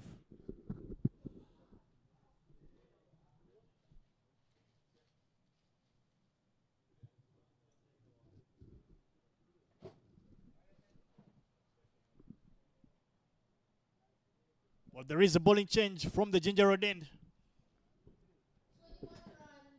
Teresha Lavia is the bowler tasked to bowl that final over in the power play. We're having a slight discussion with Innocent here, and I was telling him one of the most obvious things in life, besides death and taxes, is the Victoria Pearls winning a toss and bowling first. And the Victoria Pearls batting with the same batting lineup till number 5. Not many changes. What happened? They seem to go for a lot of consistency. Many times, which is a good thing, but for me it shows a lack of bravery to change a couple of things.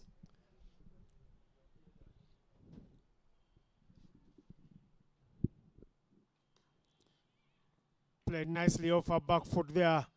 Makilakisui rocking back and powering it through the offside there to the sweeper for 1.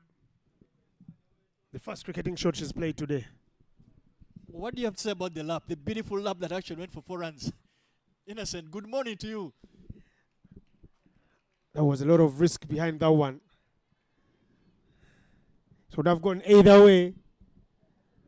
As many times the road is one-way traffic. Innocent, yet again, you're being guilty for focusing on the result. That is a magnificent shot because there is no fielder in the deep to patrol that region. So she gets the ample connection. He should be able to go for a free boundary, especially this being the last over of the power play. Very well glanced there by Janet Mbabasi. Scampers back for 2 runs. Amy did not seem very interested in the double. Teresa Lavia there, Ugandan batters taking a liking to her bowling. Already 6 runs from the first 4 balls she's bowled.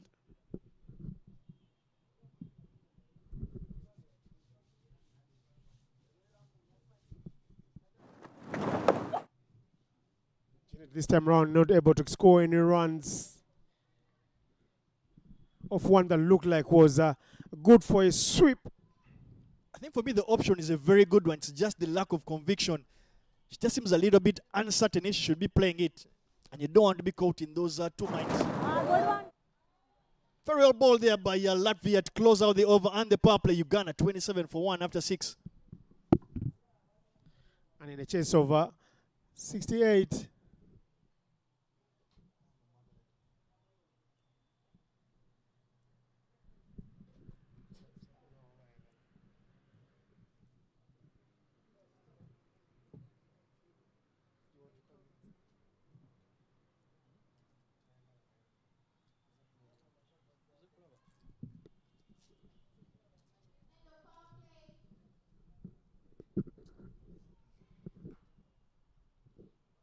$27 for 1, Davis. Do you feel that Canada have earned the respect the Ugandan batters have given them up front? I think the thing about associate cricket is that it's important that you continue to respect the opposition. Do not take things for granted.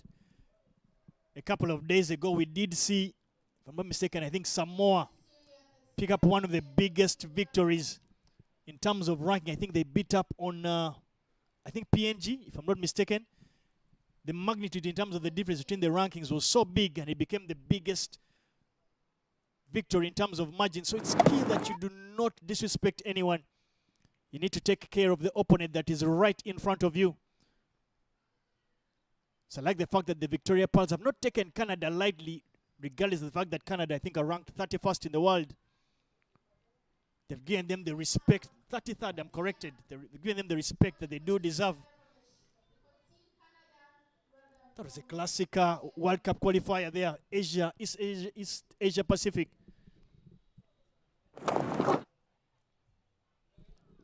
Bounce, unfortunate to her, unforgiving.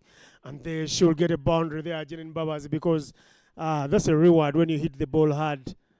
Whatever the outcome, you have little control over it, but she gets a boundary, one that she'll take. Very well struck there. Field unable to get anything behind it. But for me, I feel that is the option that they need to be taking. Try and hit the ball straight down the ground because the fielders outside the 30-yard are square of the ground. The 2 fielders, Canada has only deployed only 2 fielders outside the 30-yard. Regardless of the fact that they are out of the power play. This gives you an indication that they are perhaps looking to try and play the long game, try and avoid Uganda from getting any easy singles, try and drag the game, try and create some bit of pressure, and get Uganda in an uncomfortable position.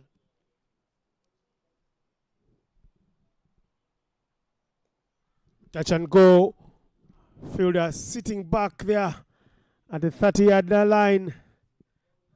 And the Ugandans get a run. A good one to that. Achini Pereira, the fielder. Nakisui handed over the strike by the skipper.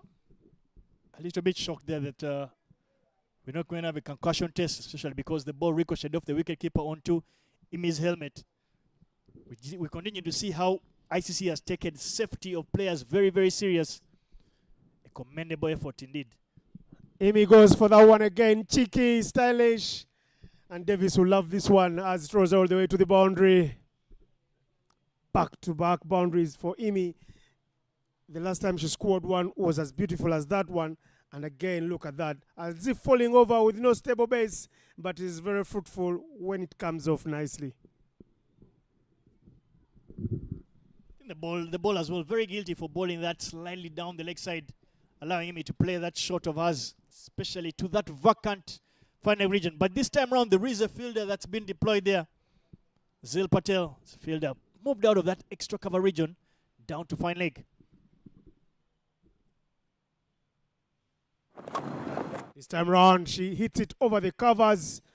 Chance for a run. Make it one. Yes, and make it two.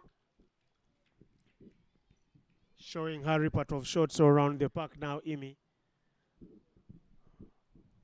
The conventional one's coming through the line as well as she wraps up the over with the 2 runs. Creamers first goes for 12 runs. Uganda moved to 39 for 1 in 7.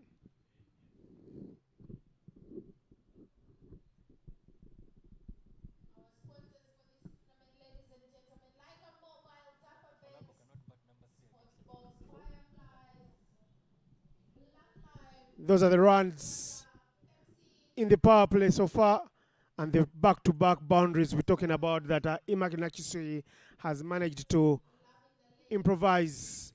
And look at that over the top from the skipper, Janet Mbabazi, who didn't get one but got 2 with a misfield through the covers. And as well, there was another boundary for her. Before that, Iloku was bowled, going for the cheeky one. Captain Amar Pal Kaumur is in to do some bowling from the Ginger Road end. Big sweep there from Babazi. She'll get 1 run, moving at a healthy strike rate of 100. Just doing enough to make sure Uganda are in charge and take a series lead here. Great to see another Kaur lead their side. Amapal Kaur, captain of the Canada women's side. Hamanpreet Kaur is the captain of that Indian side who are trying to make a late dash for a semi-final slot. That Cricket World Cup happening in India on home soil for them. Big result that didn't go their way yesterday. How they didn't chase down that 288. They were in charge for long spells. England stifling and strangling them and ensuring they don't get there by 4 runs. Just spare thought for India. They've lost some very, very nail-biters. Just the other day they lost in that South African ranches where that Nadine Clark, if I'm not mistaken, she played a blinder of a mid-order butter knock. Runs at the end there from Nadine de Klerk. Not just runs, very valuable runs to take the Rainbow Nation over the line against India. And yesterday, India, you felt they had England right exactly where they needed them. Heather Knight getting that 100, a very important 100 for England. But India unable to get those 4 runs to pick up an important victory for them in a game that you felt that they were in control over for about, 90% of that particular match. They only lost the last 30 minutes of the match, and it cost them what looked like an automatic semi-final slot for them. And what will hurt most is that they had 4 wickets in hand at the end of the result. There were a lot of frowns on the faces of the players in the dugout from the coaches who high-fived a lot in the first innings as India fell over when they looked set to set 300. You felt the second Deputy Sharma got out in that last over of Sophie Ecclestone going for that big slog sweep. Chance for a catch. Tiffany Thorpe, all right, underneath it. Bye-bye. Oldham, I beg your pardon. Not Tiffany. This is Oldham. Yasmin takes a good one. Nakisui not getting it out of the middle of the bat. And she perishes. She won't be happy with her returns today. Had a chance to write the play of match award onto her name. But this is how she falls over. Hoiks it high in the skies, good height, no distance. And it's the wicket. Very good wicket there for the skipper, who picks up the prize wicket of Imake Nakisui. Nakisui gone, 45 for 2. And walking into bat at number 4 is the vice captain, Rita Musamali. Innocent, throw me a couple of petals, not flowers. I seem to be getting a near perfect blueprint of what I said. Uganda winning the toss, bowling, and having the same batting lineup in the top 5. So far, it is the exact same 4 that the order in which they did bat in Namibia. Not many changes so far in the tournament from the Victoria Pulse, going for consistency. But there is a bowling change from that shell end. Tiffany will be bowling from that end. First time of asking.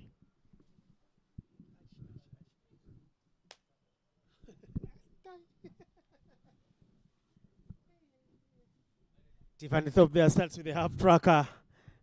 Signs of being rusty. She's not put away.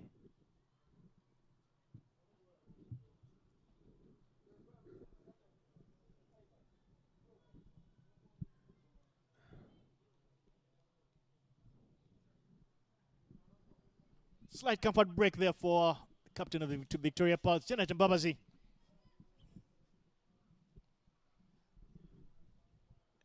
Looks like you shared notes with Uganda's coach Davis before the game. So who will be coming out to bat after a wicket falls here? No, it's just it's a bit too predictable. Zero bravery in there, no innovation at all. So you can almost be certain about certain things happening. Another half tracker this time. Janet Mbabazi pierces that gap there between cover and mid-off.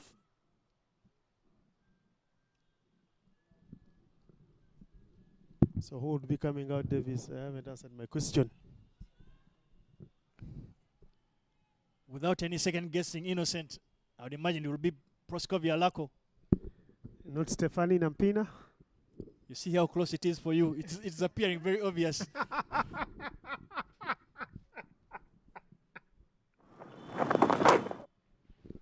Very well played there from arguably for me the best batter in this Victoria Pulse setup. Rita Musamali gets off the mark, not with just one, but with a pair. Yeah, best batter I think for me in the Victoria Pulse setup, especially in terms of runs and ability to finish games off. It's an attribute that it's not something that is very taught. It's not something that is coachable, but it comes more often than not from a person's personality. So for me, she's one of the better players in this side. Short delivery it is. That's pulled down. Their work to do for the fielder. Runs in. They attempt to scamper through for a second. Very close one it is, but Rita Musamali gets home and dry. She's always a willing runner between the wickets, Rita Musamali. And every time she gets a chance to run, she would like to buy that new bike and get it rolling. See how she goes. And then the first run is with conviction, and then she looks at the skipper and says, "Yes, madam, do please come back for the second.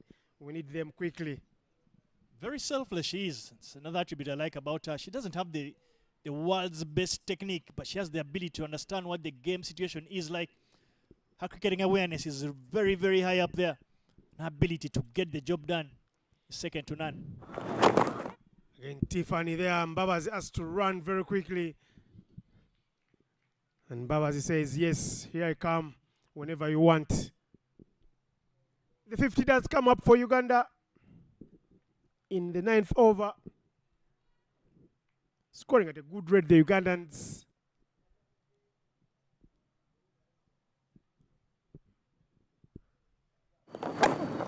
Uppercut. That is beautiful from Janet. Please, you don't run when you play like that. It's 4 runs to the total. As Janet Mbaba is there, adds another boundary. And she moves into the 30s. Short and wide delivery there. Not much pace to work with. But Janet Mbaba has enough to hit it over that infield. Picks up a handy boundary to close that over.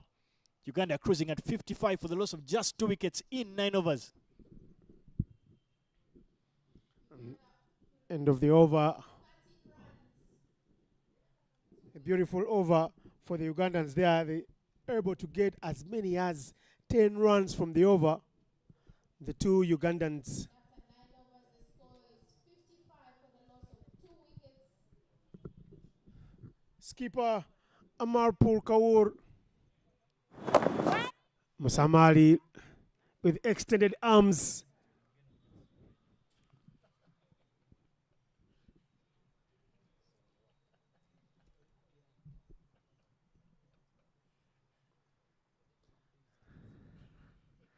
Back-to-back dot balls there to Musamali.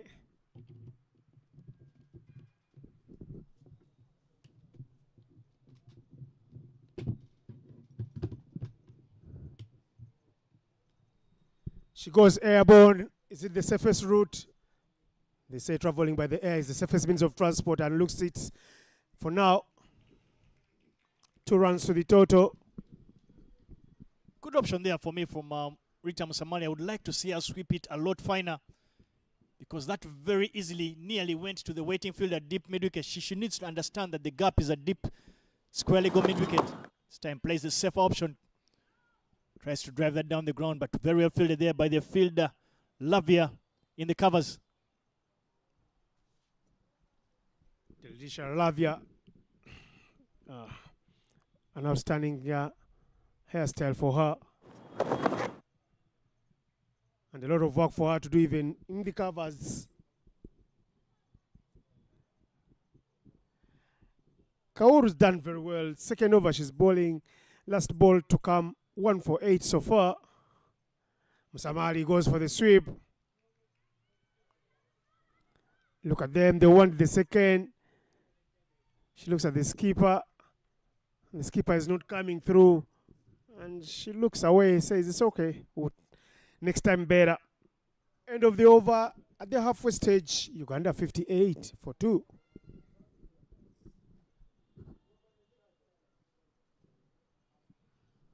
The difference there in the worms, the one for Canada never got into any gear at all. Uganda started off by getting quickly out of the blocks. They've only lost 2 wickets, but you can see that they managed to put together quite a number of very hefty and fruitful partnerships. Just 10 runs away from picking up a victory in the first game of the Victoria Series. For me, one of the biggest positives you would say is for me, if these 2 batters can look to finish off the game without losing another wicket, at least in another not more than 9 balls, you want to take as many positives and tick off as many little wins as possible. Again, the difference, like David says, at the same stage. Canada had 34 runs and they lost 6 wickets. The difference being 4 wickets. And a lot of runs. 10 to go. Is that wide? Achin Pereira from the KFCN.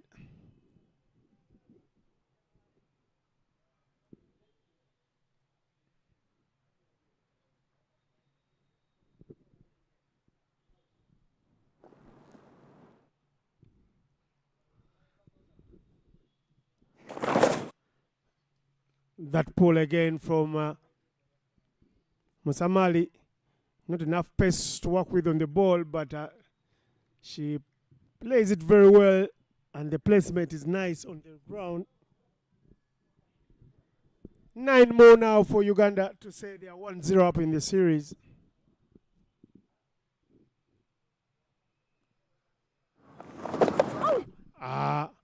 Beautiful from Babazi. The fielding without conviction.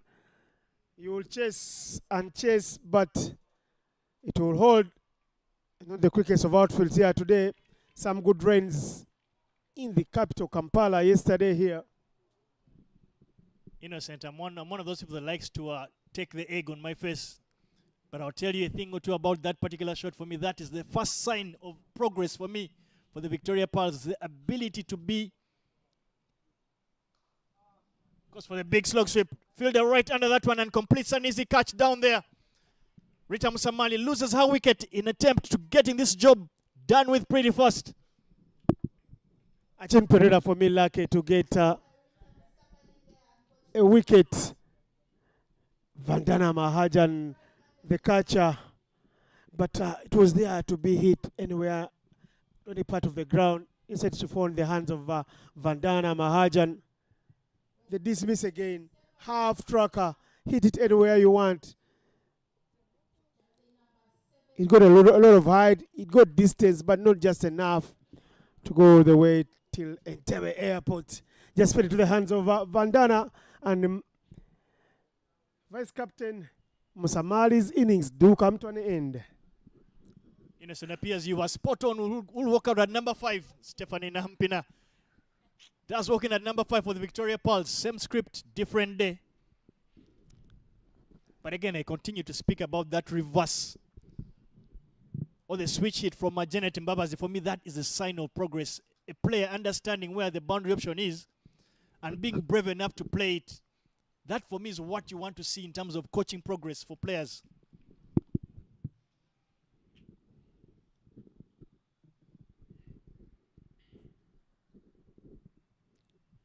Another batter for the Victoria Pearls, who must grow into the role of a finisher, coming out now to bat. With less than 10 needed for victory, she starts with 2 dot balls.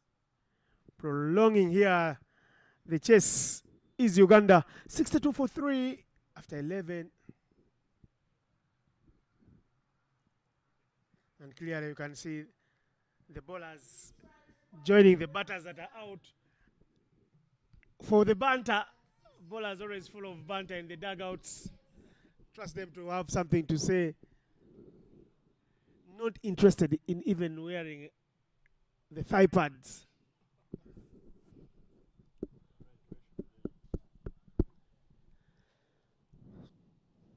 Six more needed from 66 deliveries. Beg your pardon. 54 deliveries, not 66. Lucky you are that you don't have your math teacher here to mark you innocent. So let's just skip to the cricket itself. Little shimmy down the wicket there from Janet, but unfortunate to get any meaningful wood to it. Simply yokes herself. From one captain to another, this time Janet Mbabazi doing the right thing, leaning on her back foot and driving that down to a long on for a single. The curtains is coming down here for Canada. In your frame there, a couple of cricket cranes, current and former players. The assistant coach Jackson Ogwang, Roger Mukasa. I see Evelyn Anyipo as well in your frame there, former Victoria Pearls. Not too sure if it is former or still in the setup.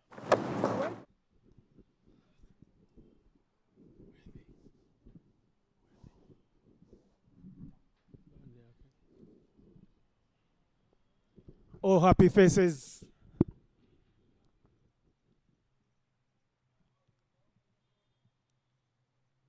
Wide it will be from the captain. Not the captain, this is Indomati.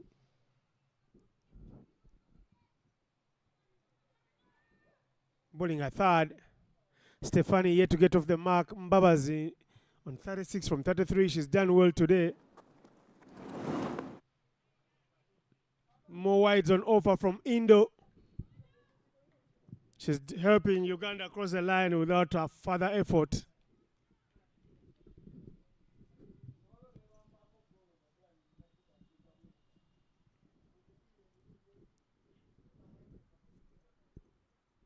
flight on offer, and look at that slog sweep from Stefani Nampina, the Dawn, to get off the mark. Well, the Victoria Pearls 1 hit away from picking up a victory and going 1 up in the series against Canada. Slightly short delivery yet again, but that's hit down to that tough fielder at extra cover. But I get a feeling, Innocent, that it hasn't been such a bad outing for Canada. Their first time of asking. Remember, they ranked 31st. They're up against the Victoria Pearls, who have played a number of T20 internationals. That's balled from behind the stumps. Scores are level, and with that single stolen, I think it is game, set, and match for Uganda. Awareness from Stefani Nampina and Janet Mbabazi shows you that they clearly knew what they were doing by stealing that single and not prolonging the chase to ensure Uganda win emphatically by 7 wickets with 48 balls to spare. Canada women set 67 on the day, and Uganda crossing the line 68 for 3, 12. Little fist pump between Stefani and Janet.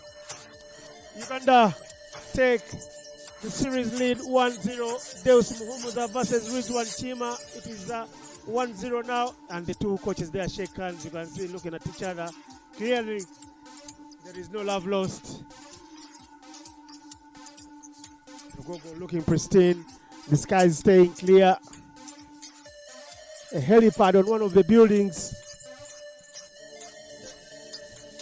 And this is the summary from the match with Uganda's batting. Janet Mbabazi, the skipper, leading from the front. 34-37 from the 34 balls she faced. Esther Iloku came and went in a flash. 205. Imagine Kisui was looking good for her 15 before she fell after facing 16 balls caught by Yasmin Abola Manpol. Musamali, 9 of 12, fell to the bowling at his mercy. And Nampina, unbeaten on 2. And the bowling for Canada, not just 3 bowlers used, but 7 of them used in the quest for wickets. The wicket takers, Achiri Pereira 1 for 4, Bandana Mahajan 1 for 12 in 3 overs, and Amar Paul Kaur, the skipper, 1 for 9 in 2. The extras given to Uganda, only 3 on the day, and it is Uganda that win by 7 wickets and 48 balls to spare. The match summary for you: Canada not winning the toss, given 7 extras by the Ugandans as they set 67. Kaur Amanpar, the skipper, 18 from 31. Pereira Chini, 13. And Godial Indomita with 9. With the bowling, 4 for 17, 2 for 12 for Amuge and Nakisui as the standouts. For Uganda, with the batting, 37 from 34 for Nakisui, for skipper Mbabazi, and Nakisui contributing 15. Enjoy the highlights, and we will be joining you with the post-match presentation with Davis Karashani in a short while as you enjoy these highlights with Mbabazi, Nakisui, and Musamali peppering the boundaries here in Logogo.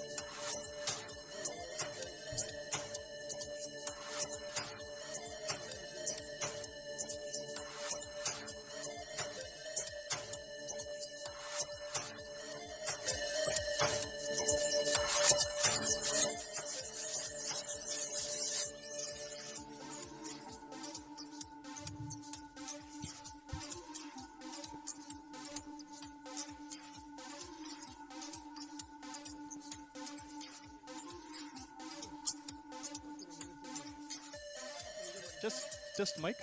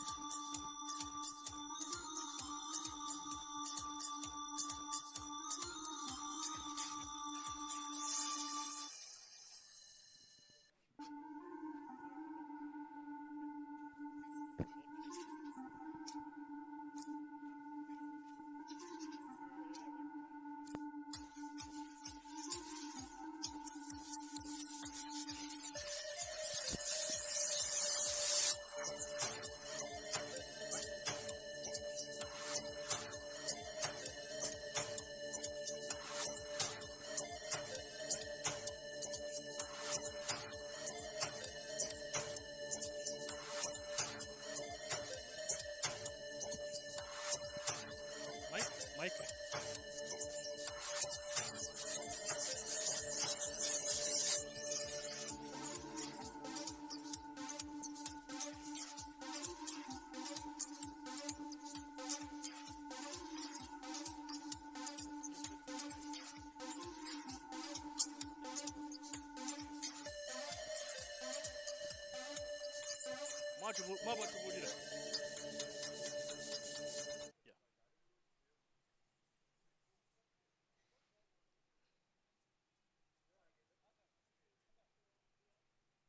Welcome the post-match presentation on match day number 1 of the Victoria Series, a tournament between Uganda and Canada. But before we get into the Man of Match Award, allow me to speak to the two captains, captain of the Canadian cricket team. Commiserations on not picking up a victory first up, but I want to ask you a non-cricketing question. How are you finding the Pearl of Africa, Uganda? Yeah, it's a pleasure to be here, and we are enjoying weather. Again, in Canada, we can't find these kind of weather, and we are lucky we are here to play a series with the Uganda. Okay. Into the cricket itself, any particular positives you want to pick out of this particular match? Yes, we take some of the positive, like we bowled really well according to our plan, but we didn't execute our batting lineup. So I think we take positive from our bowling. In hindsight, if you had won the toss, especially under clear skies, a good batting wicket, would you have done anything different and then maybe look to chase much later on? Not really, but it's a good batting wicket, and we just need to.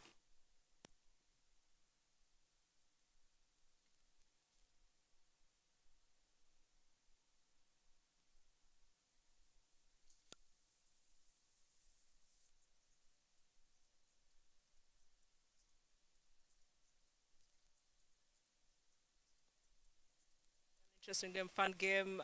Canada is a very new team for us. So we're very happy and excited for the experience facing the bowlers and our bowlers giving the batters a challenge.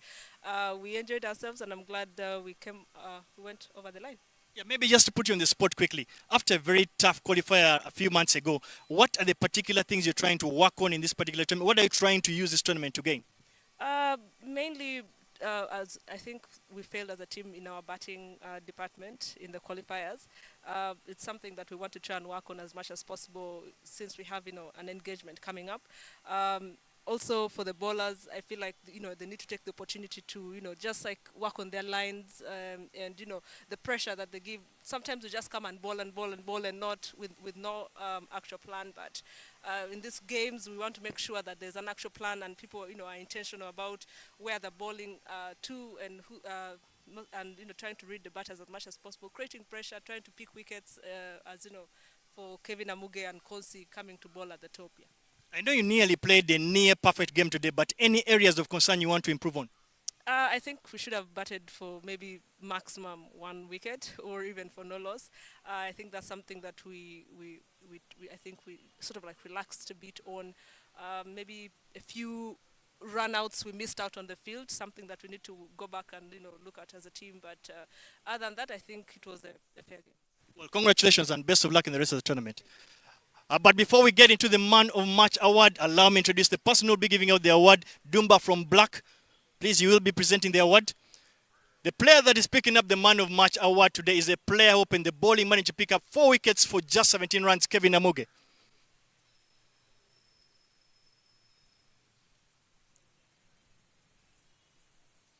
A handshake, a handshake.